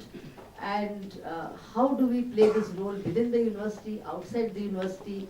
And what impact does it have between teachers and students? This, I think, is a very important aspect, and that needs to be thought about. The other issue which has been dealt with is the question of quantification. Can you really quantify education? I know all of us are struggling with this whole API score. And since I wear two hats, I remember we were very dismayed as to how we should go about the API scores. How do we really recruit people at all? Where is the certainty that you will get good people? How do you actually operationalize API scores and so on? It's a very difficult issue. The government seems to think that their argument is at a UGC as well as MHRD that quality has gone down, people don't do research like earlier, they don't teach so many hours, they don't do this, that and the other. So you need some kind of a system which quantifies. But does that really help? Is it going to make somebody who doesn't want to teach, or who doesn't want to do research or is not inclined to do research? Academic research, academic teaching requires certain kind of commitment, it requires space, it requires a certain kind of ambience within a university, a certain kind of atmosphere which is created through, peer contacts, peer reviews, through people talking to each other, through seminars, through internal deliberations and so on, and also within the classroom. For example, I think one of the best aspects of JNU is the symbiotic relationship between teaching and research. Most of us teach what we have researched. And then, we go back to, research to refine it, and we teach again. So there is a symbiotic relationship between the two. All of this cannot be captured by quantification. And yet at the same time, the government argues that we do need to maintain standards. So I think the best is that we should ourselves throw up some standards and maintain them. Yes, at one point the MHRD, when we really argued with them, said, okay, we'll throw out the API score. So आप ऐसा system बनाइए in which you can evaluate. Now can we throw up such a system? It would be very difficult maybe, but maybe it can be done. That we devise our own. For example, JNU had its own system and worked very well, and there's been very little criticism of the earlier system of peer review and so on. But then they want a system which is quantified. So this is a very difficult issue, and they say, well, JNU doesn't understand it. There are so many universities in the country, we need it elsewhere and so on. So I think the whole question of quantification, which was dealt with at length, is the question of, does it ensure quality, does it ensure trust, does it create the ambience of, the atmosphere in which true research can be done. And in order to get those points, one does all kinds of things. In fact, nowadays, one of the things which I find most irritating is that there are all kinds of journals, and I get at least 15 to 20 emails today. Please ask faculty to publish in these journals. And I promptly delete them. They are all from fairly funny places, and they've all come up. And then if you publish in them, you get points. So, you see, this has become a very, very, it's become a very nightmarish situation in some ways. And I don't think we can really do it, but that means they should throw up some alternative system. Can we come up with an alternative which would satisfy us and which would maybe satisfy others? It's very difficult, but I'm raising this issue as such. And finally, there is the whole question of,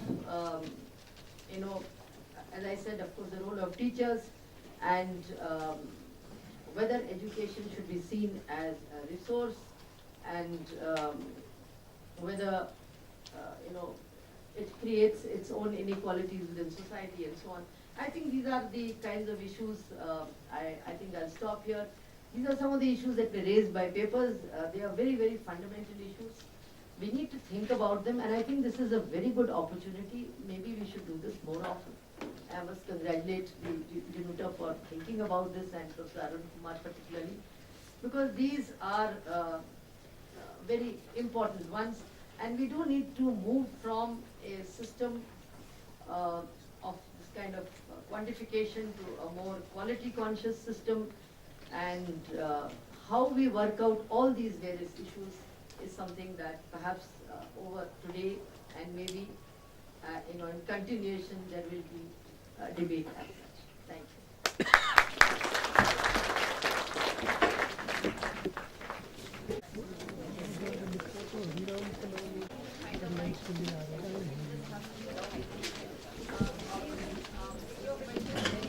I'm not going to make a speech. I'm just going to share that what has been said about the Indraprastha University is not only about one state university in Delhi.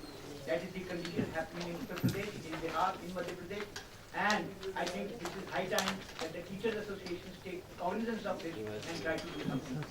Secondly, I would like to say also my experiences at Punjab University, Chandigarh, where you see, we try to work out in collaboration with the Teachers Association of other universities, common key agendas, and we could reform the university system within the Chandigarh and Punjab. So the suggestion which has come up, because we are working here as members of associations, I think this suggestion must be taken seriously, that both at the NCR level as well as at the national level, we start thinking of educational policies, and to begin with, what Anil Sadgopal highlighted, which I have also been saying over the decades, that unless we take school education seriously, I think all our efforts to talk about higher education will just be failing. Thank you so much. Input. Somen Chattopadhyay, that paper is very marvelous and more organic intellectual. Do you count innovation or not? Not to recount plagiarism. When I see the Dinesh Singh, where JNU is the more interaction between the teachers and the gurus, Guru Brahma, Guru Innovation. When I see Dinesh Singh, Guru Sarvam Saha. Do you agree or not?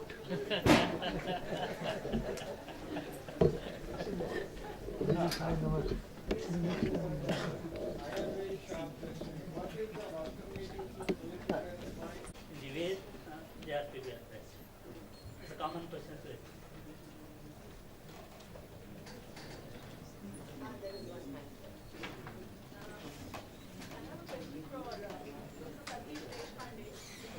You almost wrote off the school education, the fact that it's been a disaster.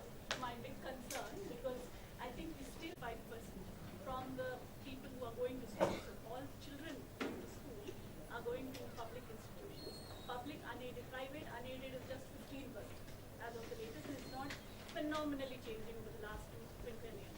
Although we know of all the changes that are being discussed here. So the disconnect between what Professor Anil Sadgopal began about the higher education and the schooling education, I think somewhere we really need to think about what is it within the thinking of this disjunctures and the disconnects and the fragmentation of society.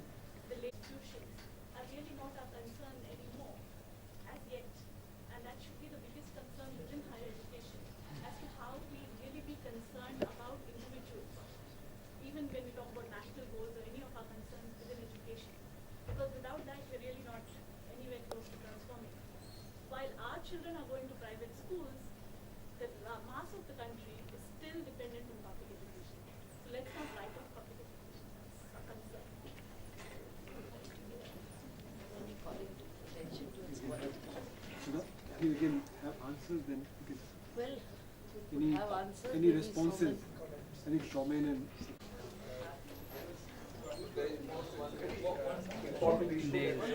Somen, there's a one question here. One more question. आप बोल दीजिए, उसके बाद You just. the issue that you have raised, and which is very, very relevant for the entire teaching community, government funded in the country. I think that what we'll do, we'll also try and explain that. So with that, let me begin the next session. We request the chairperson, Professor D.V. Sharma, to come here. And we have 3 presentations. Professor Abhijit Pathak is here. Professor Abhijit Pathak, if you can come. Professor Rizwan, please come. And Professor Rupanji Ghosh, please come.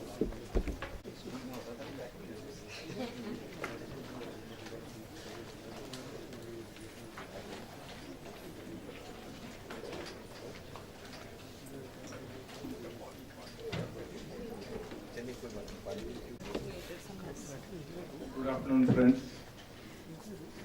We have this session of 1 hour. We are just starting now. The challenges facing higher education, and I think the second part of it. First part you might have discussed in the morning. And we have three eminent speakers in this session.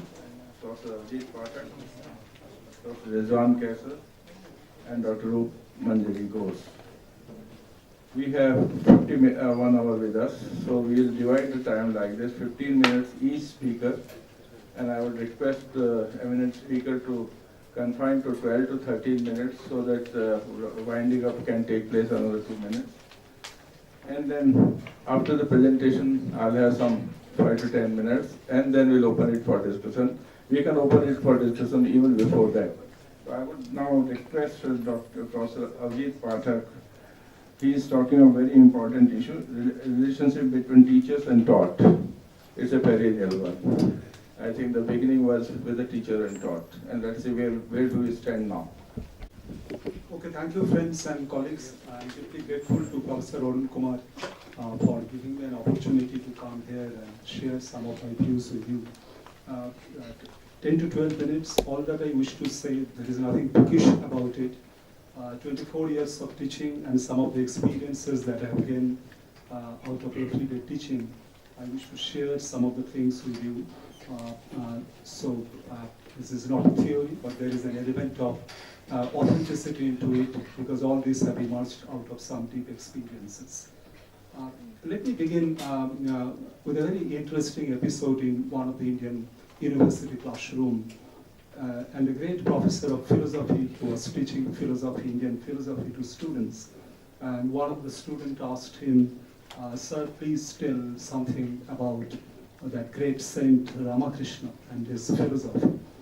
And then the professor said that Ramakrishna heard about one of the great men, rationalist and educationist in Calcutta, Ishwar Chandra Vidyasagar.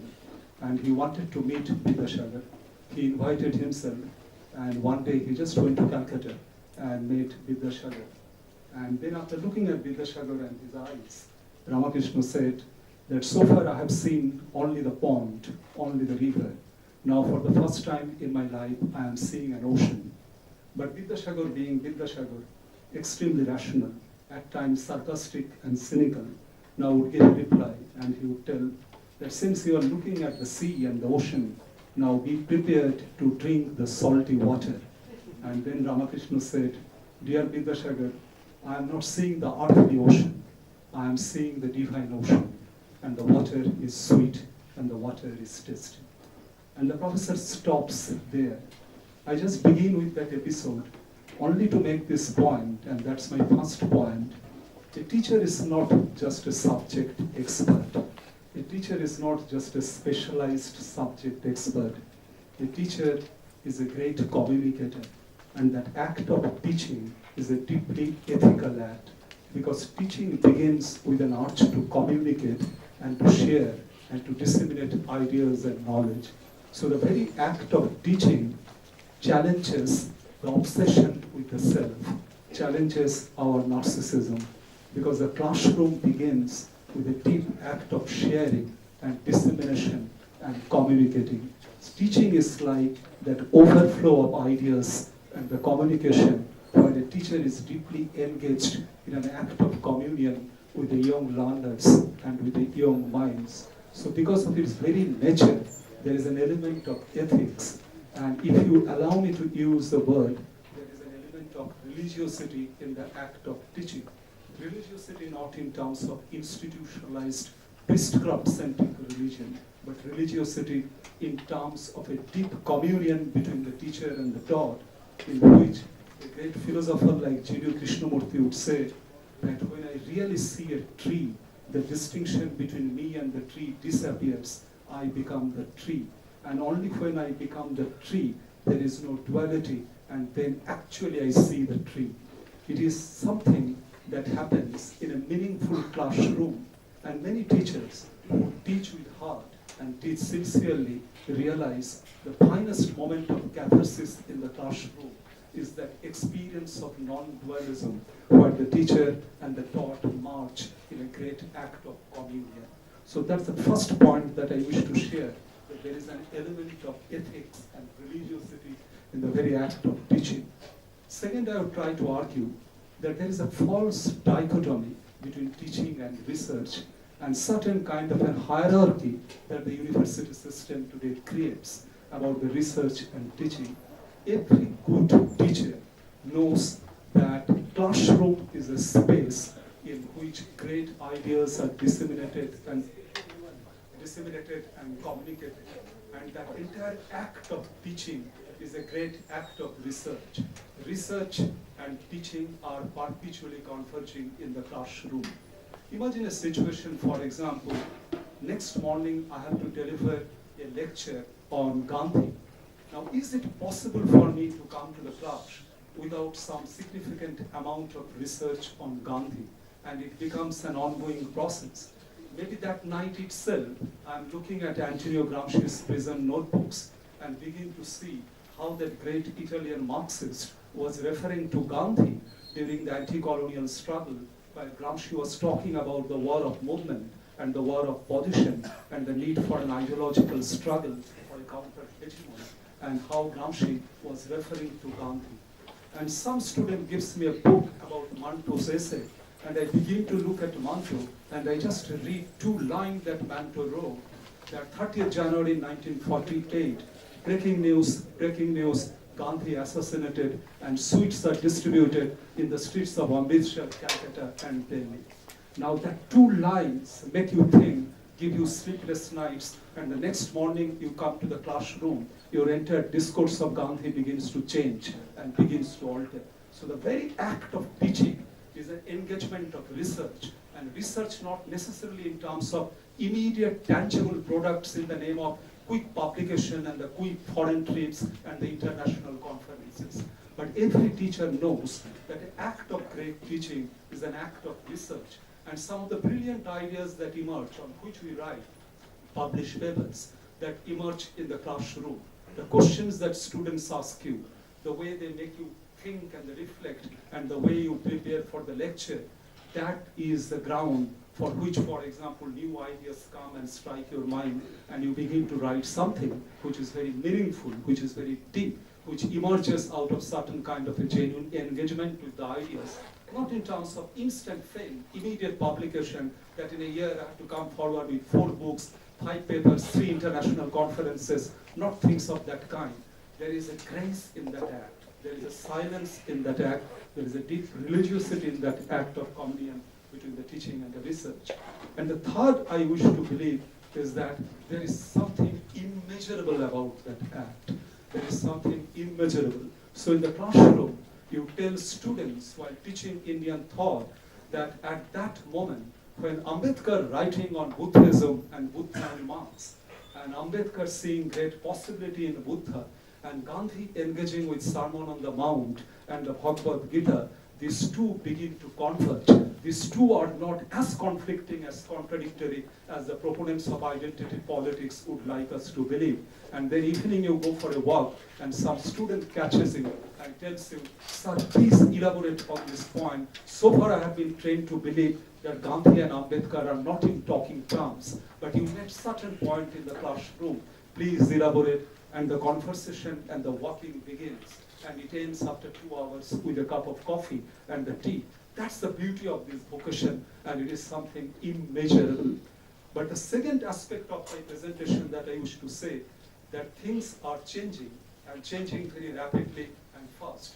One important reason, as Shomen has rightly pointed about that fascination with the measurement and the quantification. And that measurement and the quantification, you are essentially trying to measure and quantify something which is very deep, which is immeasurable. As a result, one of my students who did PhD with me, teaching in Tripura Central University, the other day he came to me and he told me, sir, I love teaching. I love my association with students. I wish to spend time with students, but my VC discourages me. My senior colleagues discourages me, everybody discourages me, everybody tells, why are you wasting your time in the classroom?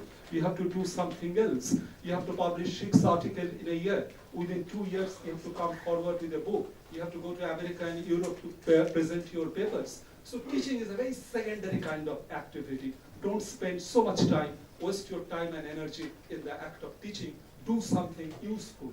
And that usefulness, which can be measured in terms of conferences, publication, papers, and in a country which is essentially corrupt, there are many ways of doing it, as Shoman has rightly pointed out, and the other speakers have pointed out. That is one of the important dangers that is coming. And the second danger which I wish to talk about, which is coming, which is essentially in a university like ours. Not much has been spoken about it, and I have no hesitation in saying is that the pathology of a badly digested political correctness. And as a result, what happens today in a university like us, that every teacher today is being suspected in terms of the caste identity, and that is something which is very dangerous.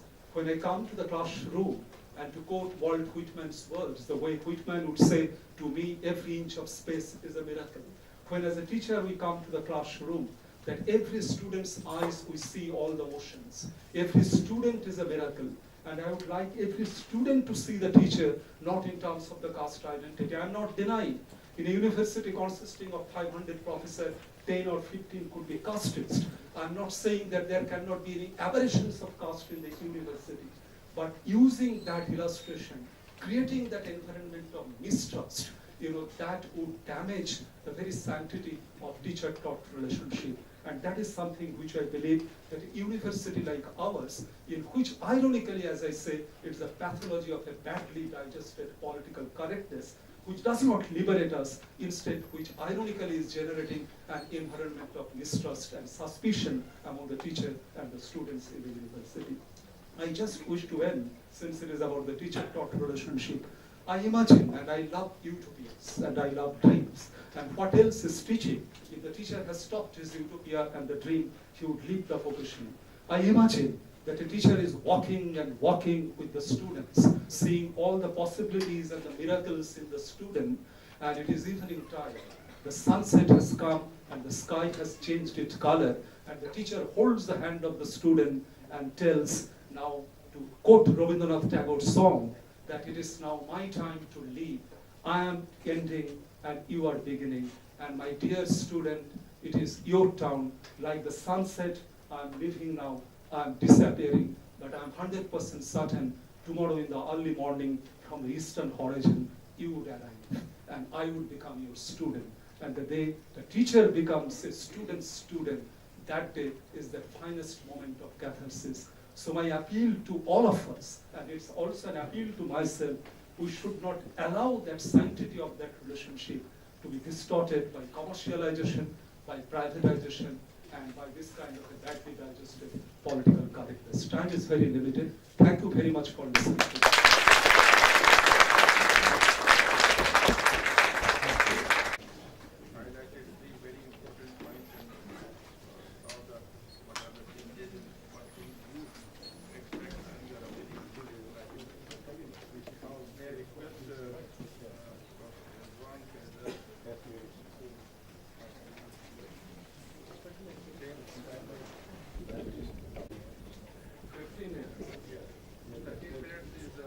My request for the fourth speaker has not come, so that time should have been passed on to us. But the chair said that he is compressing it to save the next session. A word of gratitude to Professor Arun Kumar Januta and the entire team for making it possible for a person like me to share a few rambling thoughts on what is happening in the realm of higher education. But sir, before I make my points, there's a one line which I wanted to say about Nandita Narayan's issue. Not that Stephen's alumni should sign the petition. Each one of us present here must sign it, and let this be a country-wide campaign that freedom to speak and freedom to criticize even the institution where you work must be counted as one of the fundamental rights of any citizen, without which we don't move forward. That petition is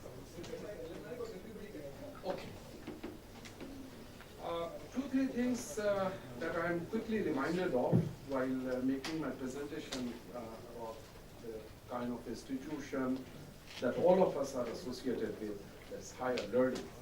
Rudolph and Rudolph in some context, while working on education, has said there are two things. One is politics of education, another is politicization of education. What is happening in today's time is actually politics and politicization both. But unfortunately, this is rarely discussed in the public domain. Watch out for any news channel that blare out whatever rubbish that they do. They hardly have any space to discuss what is happening in the world of academia and in the realm of higher education. And that is where it is likely that tomorrow we'll have Mr. X or Y or Z, whose first responsibility will be to tinker with it in a manner to suit the market and also suit the ideology. This is what has been happening, and unfortunately, no single political party, except perhaps one tiny corner of the manifesto, might have said a word or two as to what would be the shape of higher education in times to come. And that is what is being concerned. While we just sit here on this day, I think I'm sure all of us are conscious, and I'm personally extremely conscious that we are living in an age of market and media-driven society. And that is where, people seem to buy what is advertised. And that is why we have large number of private universities. Advertising is spending crores and crores in those advertisements and attracting students. And still, ironically, the degrees which have maximum acceptability are the ones in the public domain. And therefore, we should look at the higher education in public domain.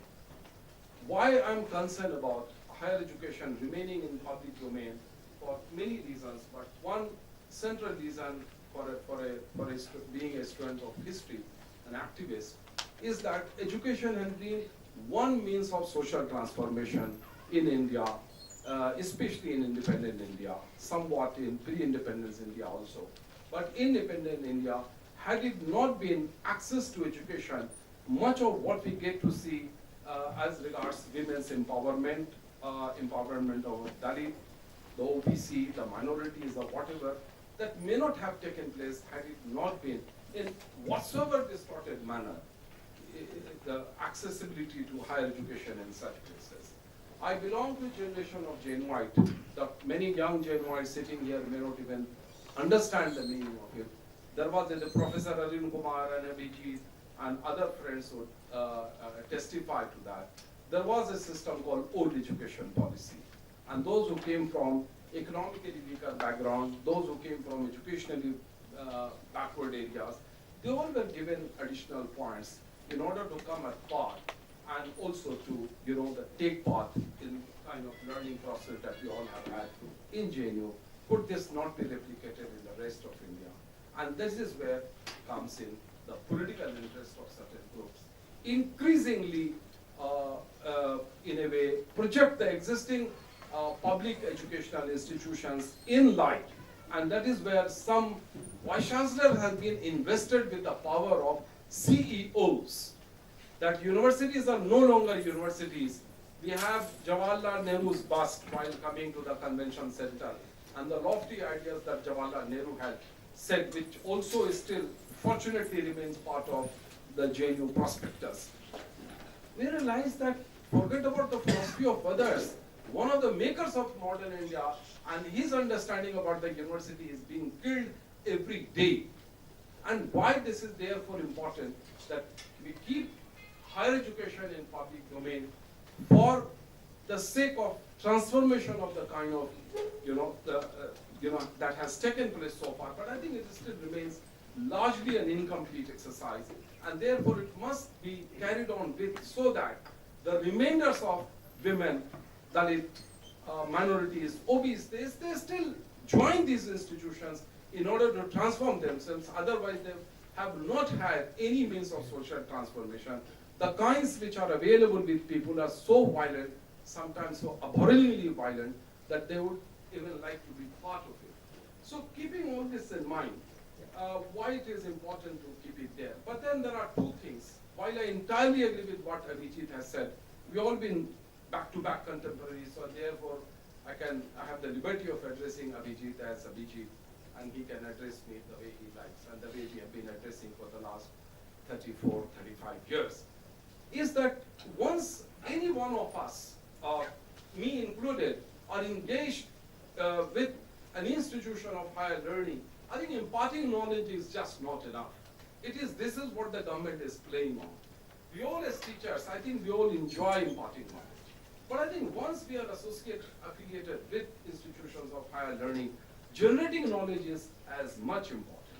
And therefore, imparting knowledge and generating knowledge, they both become two sides of the same coin, and therefore, the kind of symbiotic relationship that was being talked about, that truly becomes symbiotic. The problem is that there are n number of universities, there are n number of colleges. Each time we talk about universities, we talk about universities in Delhi, you talk about universities in other metro cities, but we hardly address the issue of, say, universities in Uttar Pradesh, certain universities in Bihar, corners of Maharashtra. They all are there engaged in imparting knowledge. But look at the graph and find out, have they been really involved in generating knowledge?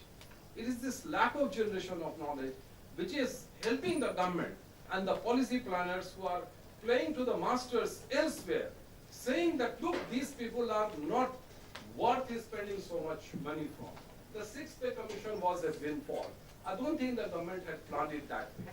But I think the sectors of social sciences and humanities managed to take advantage of the crunch of human resource that they've been feeling in the field of natural sciences and the basic sciences, and that we all stand benefited because of that. And that is where the government would still like to push the similar kind of agenda. Not much research is taking place in these institutions. Why? There is too much of politics, there is too much of freedom which is misused, and the rest of it. And therefore, perhaps it's time for all of us, perhaps to also hold ourselves accountable. There are people who still complain. There is a problem of absenteeism.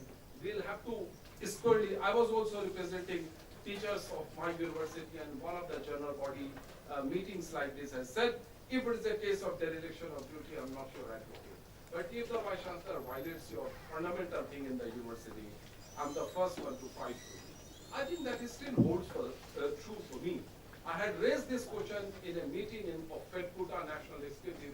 I said that we'll have to find mechanism of accountability. That is where we all want to enjoy autonomy. But at personal level, at institutional level, I welcome it with open arms. But along with autonomy, there comes element of accountability. It is this self-regulated accountability, lack of self-regulated accountability, which gives tremendous opportunity to government and many other agencies to interfere in the kind of system that we have, the autonomy that we enjoy, and the kind of academic freedom that we would like to retain in order to advance the world of knowledge, generation of knowledge, imparting of knowledge. So given this kind of situation, and given the kind of policy planning that we have, given the kind of bureaucratic control that we have, say for instance, I raised this question here, I have raised this question when I and Rupamandi worked together in FedCuta, that was 2005 and 6. We have written a letter to then Secretary Higher Education, Sudhir Banerjee, and we have said that we have a system of guest faculty. And I've consciously and very painfully called the guest faculty as academic slaves. How many of the departments and how many of the universities in this country have raised objection to the very appointment of a guest faculty? It undermines the entire knowledge acquiring exercise of that person who is a PhD, cannot earn more than 25,000 rupees. Sometimes we do get media stories, etc., etc. And that is where we realize that this academic slavery must end. So somewhere, in a way, it is also a personal agenda for all of us to protect our interests at all levels. But I think in the larger interest of the nation, I think it is vitally important. In the larger interest of the social transformation process, it is vitally important that higher education must be kept under all costs, even if we have to, struggle very, very hard for it. Let this be. But higher education must remain in the public domain rather than being privatized. A lot of people give examples from the past. Sir Syed Ahmad Khan, Pandit Madan Mohan Malaviya. But somebody has to look at, were these institutions started to make money? But what is this professional lovely university doing in Punjab? I mean, sir, name also sounds so bizarre. Professional lovely university. You have lovely and you have, ugly university. So it is this kind of logic. But it's still every day you see those attractive acts. And that is where I say, for the sake of the nation building, for the sake of the autonomy of the higher education, for the sake of universities becoming portals of knowledge generation and just not imparting of the knowledge, that I would say, let institutions of higher learning be in public domain alone, with certain mechanism of autonomy, but not without accountability. Mechanism of accountability, let us not accept what is dictated by the UGC and MHRD, but that should be an instrument that is collectively negotiated within. If we have it, then in my humble way, I would think that I have served the cause of higher education, an institution with which I'm also linked. Once again, thank you, Professor Arun Kumar, for making it possible for me. Thank you.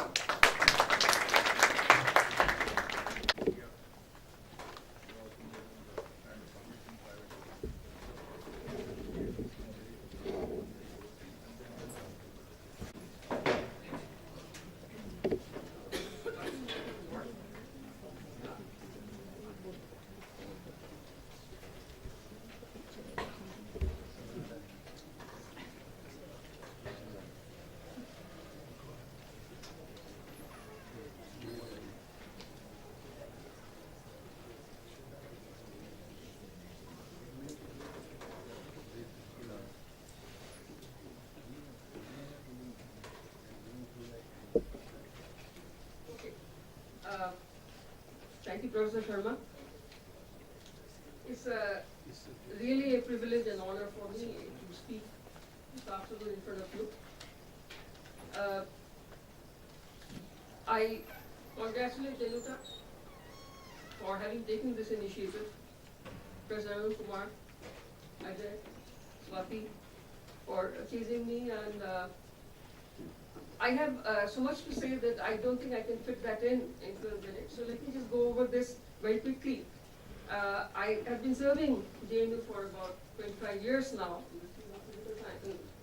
That is just behind you. Last 2 years, I'm guilty of being on leave and trying to start a private university. Now, this private university is a philanthropic endeavor. It's not one of those which ads you see in the newspaper. It doesn't make any money. It's totally supported by the trust, that's Shubhnadar Foundation, and trying to build this from scratch. So when I was approached by Januta to talk about something, there are many things that flashed through my mind. I was part of Januta for 2 terms. There is a slogan I coined that we used to say, I believe in participatory management. I believe universities are faculty driven. So I don't know who to complain to if something goes wrong in my university. It's supposed to be faculty driven, and today I could have chosen that to be a topic. In higher education, what is plaguing us? I could have chosen to talk about gender, that nobody has chosen, I wish, but that's another day, I think. I always find it very, very difficult to speak after Abhijit Pathak. The time stops there for me. And today I had the same feeling. So I'm glad in some way that I made some slides last night, so these are not very well organized. But I don't like to repeat my talks. And so in 2004, Arun mentioned, we had a Januta seminar on higher education. I was speaker there. So I'll just show you one slide that I dug up from there. But I thought that I'll give you something much more tangible. Something that I'm worrying about a lot in the last few months. And it just so happens that everything that was talked about today sort of led to presented the context of what I'm going to say. There are very many things that we may say about where Abhijit left from the time where a teacher was what we call a sage on the stage. the role has changed to guide by the side, because you are not the sole source of information anymore. Technology has taken over and so on and so forth. So there are many things that we've talked about. Let me just go over this very, very quickly. If you have looked at from where I work, these are the key issues that we believe in coming up with solutions. I would not highlight on all of this because these issues have been touched on. But each of these I can spend some time arguing about, what we should do. Given the present situation, what you should do. I found one thing that was missing is faculty development initiative. And I'm not saying that, there's the Deluta paper is a very rich one. I mean, it has touched upon all of these points. I will not even talk about any of this, maybe some other day. But this is what I'm talking about. Way back in 2004, we had the seminar, and these are two of the things that I had talked about. That universities should be primarily knowledge generation centers where students learn best by researching. I don't think we are differing in that. Everybody is saying that in this, and we are all in that. In that context, I had also talked about the difference between private, basic research and applied research, and patenting and copyrights and all that. So today I'm going to not talk about those things at all. So it goes without saying that universities should be strengthened for research, and thrust areas of research cannot be dictated by market forces alone. Because unlike a factory product, the value of research to society can only be judged in retrospect. I use this example pretty often. I'm from optics. I do quantum optics, and one thing that is common in our field is a laser. And in 1960, when the laser was discovered, it was thought to be a very, very fundamental concept. And people had told the researcher, Myman, that all right, very fine, but what would you do with that? In 1980s, by the time I arrived in the States, that question was an irrelevant question. Everybody knew what to do with the laser, and now you find it even in supermarkets. So point is that, the laser made it to the market, but I'm not saying that that's the way, the value of the research to be judged. So really, this is a very, very complex issue, but the point I'm trying to highlight, from where even our rector is talking about, the world rankings are your headaches now. Everybody's talking about it. If you look at a very basic thing as to how they rank, 60% of the ranking roughly comes from your research evaluation. And this is what they do. They try to measure, and Somen made a very elusive presentation of the fallacies of the UGC system. I believe in attacking the system by getting into it. Okay? Let me just give you some examples. There will be a little bit technicality, but not much. So essentially what I wrote last night was to say that these are the indicators that we use. And I come from physics background, so a lot of science and engineering kind of heavy data in here, but it's very easy to follow. So you basically count your citation for evaluation of the impact of a scholar's work. Very good. I think JNU also does the same thing. And then there are journal impact factors. So first, your work, how much has it been cited, and then where have you published it. So these are key words today. There is a database that is kept in Philadelphia, all over. It's an international thing. This ISI is different than the ISI we're familiar with. Institute for Scientific Information in Philadelphia, and I'm going to use these terms, this is not important. And it's a precious thing for all scientists to talk about the Science Citation Index. Okay? So these are published every year. And so what is the journal impact factor? If you want to quantify, must come up with the definition. So let's just first look at the definition. It says the citation rate of a scientific journal can be calculated as the mean citation rate of all the articles contained in the journal. Fair enough.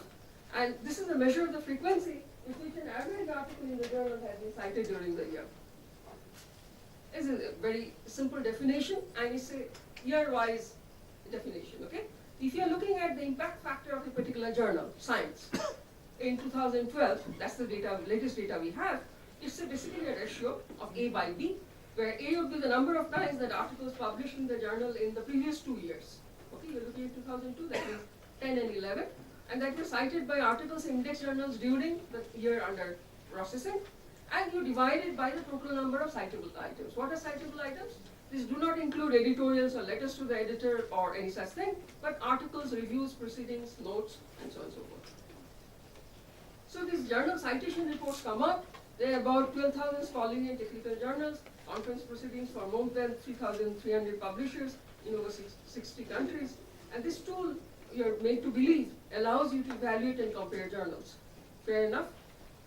So this is the latest data we have. You don't have to remember this, but I'm just going to make some comments on these scientific indices. The highest for the last few years have been So every June it comes out the data for the previous year. The highest for the last few years has been this Cancer Journal for Clinicians. Okay, way up 153. 5-year impact is this is the new thing that has started is about 88 or something more. So some of these highly cited science journals, I'm not restricting physics, all of it. Next would be a journal of medicine, sorry, I don't know if you can see. Third one is actually a review of modern physics. I've highlighted the words reviews. There's a reason for that. And then comes Nature, then Natural Review of Immunology, Advances in Physics, Cell, everybody knows about that I suppose. Nature, Nanotechnology, a new invent, and Science and so forth. Then these are my physics, material science kind of thing. These are upcoming in the last few years. Okay? So everybody takes these numbers to have some great meaning. Okay? And let me just look at these closely. So Nano today is now 17 or 18, Nano letters is about 13, and these are very high score. Physics is normally around 4. So biology and physics, they don't compare. Physics Today, which is a magazine, has close to 7. Whereas all the physical reviews that additional physicists will publish in the new version, I, for example, publications with A and E, they're about 2 to 3. Whereas Physics Today is 6.7.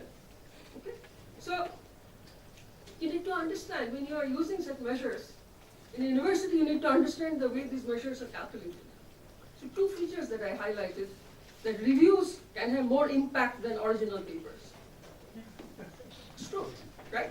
I'll give you my example. It's a bit of humbug, but I'll just tell you. And magazines can have more impact than research journals. Okay? Now, is it a thing that people should not know? I mean, it's obvious if you analyze these things. So then comes, okay, this is how journals are rated. Then comes a new term that we use a lot in sciences, H-index. How much is your H-index? Okay? So this is the impact of a particular scientist. We are not talking about a journal, but your impact. So it's defined as the highest number of publications of a scientist that receive 8 or more citations each, while the other publications have not more than 8 citations each. Okay, it's a complicated thing. What it means that if I have an index of 5, that means I have published 5 papers which have been cited by others at least 5 times. Simple. Okay, so that shows how important your publication has been or how productive you have been as a scientist. Now it can be different. I just need to limit that. For different databases, okay, so these are all known. Web of Science calculates H-index using all years that you have subscribed to Web of Science. Scopus considers work from 1996 and later. So these are all things that are subjective. Typically, this is how I hire today. I get a lot of CVs we are hiring. This is a good CV. You look at somebody who is saying, oh, 120 articles with a citation of 1,000, H-index of 15. This is how normally CVs are received by me. Now, judging the quality of a publication, whether it's an entire journal or a particular journal article, is ultimately a fairly subjective process. You have to, results may vary depending on which criteria are used, how measurements are made, how much information available, and so on and so forth. You know that, but whenever you make an absolute condition, a definition of a number, smart people can beat it. Okay, I don't mean it in a negative way. So this is meant for an ideal world. If everything was ideal, these impact factors and H indices would mean something really true. So I tell you just in the last couple of minutes some problematic facts. These are facts. You don't see it when you see the journal impact factors. A record number of 51 journals were banned from 2011 list for boosting impact factor in self-citations. Okay. Now this is a known thing, but you know how much you can do to actually go for, if you make it a mechanical criterion, it's going to be beaten. Okay? And that's my really point. And you know, you can look at this, I can leave the slides with you. These are all things that you can actually see. Some journals have, some of them have Indian origin. Okay? So you figure it out how to do this. So there is a problematic fact, there is a trend that is going on in research areas. Synthesis of nanoparticles, advanced materials, those of you who are referees, you know, 50 papers a week coming to us for referring. Now, the publication rates are very high, 50 per year. I don't know how they do it, some do it even more.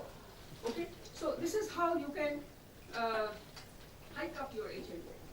Okay? And let me just skip the details. So if author publishes 30 papers a year, so you're still a prolific paper writer. But how can you make your H-index 30? All you have to do is cite the 30 papers published in the previous year and the 30 papers that you publish in the current year. and you got your 8 index. So I think if you make this so mechanical, there is a basic problem, and you don't have to be unethical. You can put it in your introduction as you're citing, and you put your own references, so 10 citations in the introduction, and you're done. So this is really leads to a lot of cynicisms, and that's my last point really. That I hope you know these names. J.J. Townsend and J.J. Burnels were happier without these indices and could devote their time to serious research. You don't have to research into the indices. What are the impact factors of the journals Archimedes and coming down to say Raman published their results in? You look at my own thing. I mean, I published a paper way back in Physical Review Letters that was an experimental paper, and there was a Physical Review A. This has come in textbooks, this has come in popular science. After I published, people have written reviews on the paper. I don't have the time to write. And then, instead of quoting the original paper, people are now citing the review. So that way, the reviews are always better cited than original papers. Nobel, it's true. I mean, these are actually facts. These are known to all. Nobel Prizes in this, where did these guys publish? This is only examples from my area. I give you one thought. This prize in 2012, Januta organized a program where I was speaking on this Nobel Prize. These two people, I know them personally, but when they got it, their work was based on work done much earlier, 1970s and 1980s. Is one Nobel Prize that was given in the same area is Point Valley, so you know, he has visited here pretty much. And this is an old picture that I show. In this photograph, you see the lab in Point Valley. This is young Point Valley, second lab. Middle is Klassler, when he got the Nobel Prize in 1966. Point Valley was his student. Serge Haroche, who got the Nobel Prize, standing there in 2012, is a student of Point Valley. This lab, LKB in Paris. 3 generations of Nobel laureates standing right there. Now, do you measure the impact factors? I mean, how do you measure research impact? So I want to leave it, so this is in the same line. Look at our own homegrown Tocsin of HRI. Got this Yuri Milner Fundamental Physics Prize. All newspapers said Crorepati Bandya, one physicist. This is a theoretical physicist, and something as abstract as unmarketable as fundamental physics can indeed be very profitable. Now, do you measure his impact by the sum of this money, which is much more lucrative than the Nobel Prize? So, these questions one has to address. So, moral of the story, since I know the chairman is saying my time is up, that let's not make a mockery of this. Evaluating scientific quality is a very difficult problem, and it has no standard solution. True impact of a seminal research is often understood or felt only years later. Okay. Ideally, published scientific results should be scrutinized by true experts in the field and given scores for quality and quantity according to established rules. That's the rule you try to establish. The citation counts and journal impact factors are one way to evaluate research impact. I'm not discrediting them. I'm saying that understand what these measures are. Okay? And universities and research institutions cannot, however, replace critical thinking and serious leadership with blind adherence to standard measures of scholarship and productivity, which can be faulty. Now, this is very, very serious. I mean, now I sit at the helm of affairs of another university. Here also, you know, committees are trying to do it. But we should not replace critical thinking and serious leadership with blind adherence to these numbers. Okay, that's my view. And please do not misunderstand me. We should not hide behind these excuses in perpetuating mediocrity. So I end by saying, it was stated very nicely here, the problem higher education faces is from the market, from the government, and what I'm talking about is also a problem from within. Okay, so with this message, thank you all for your attention.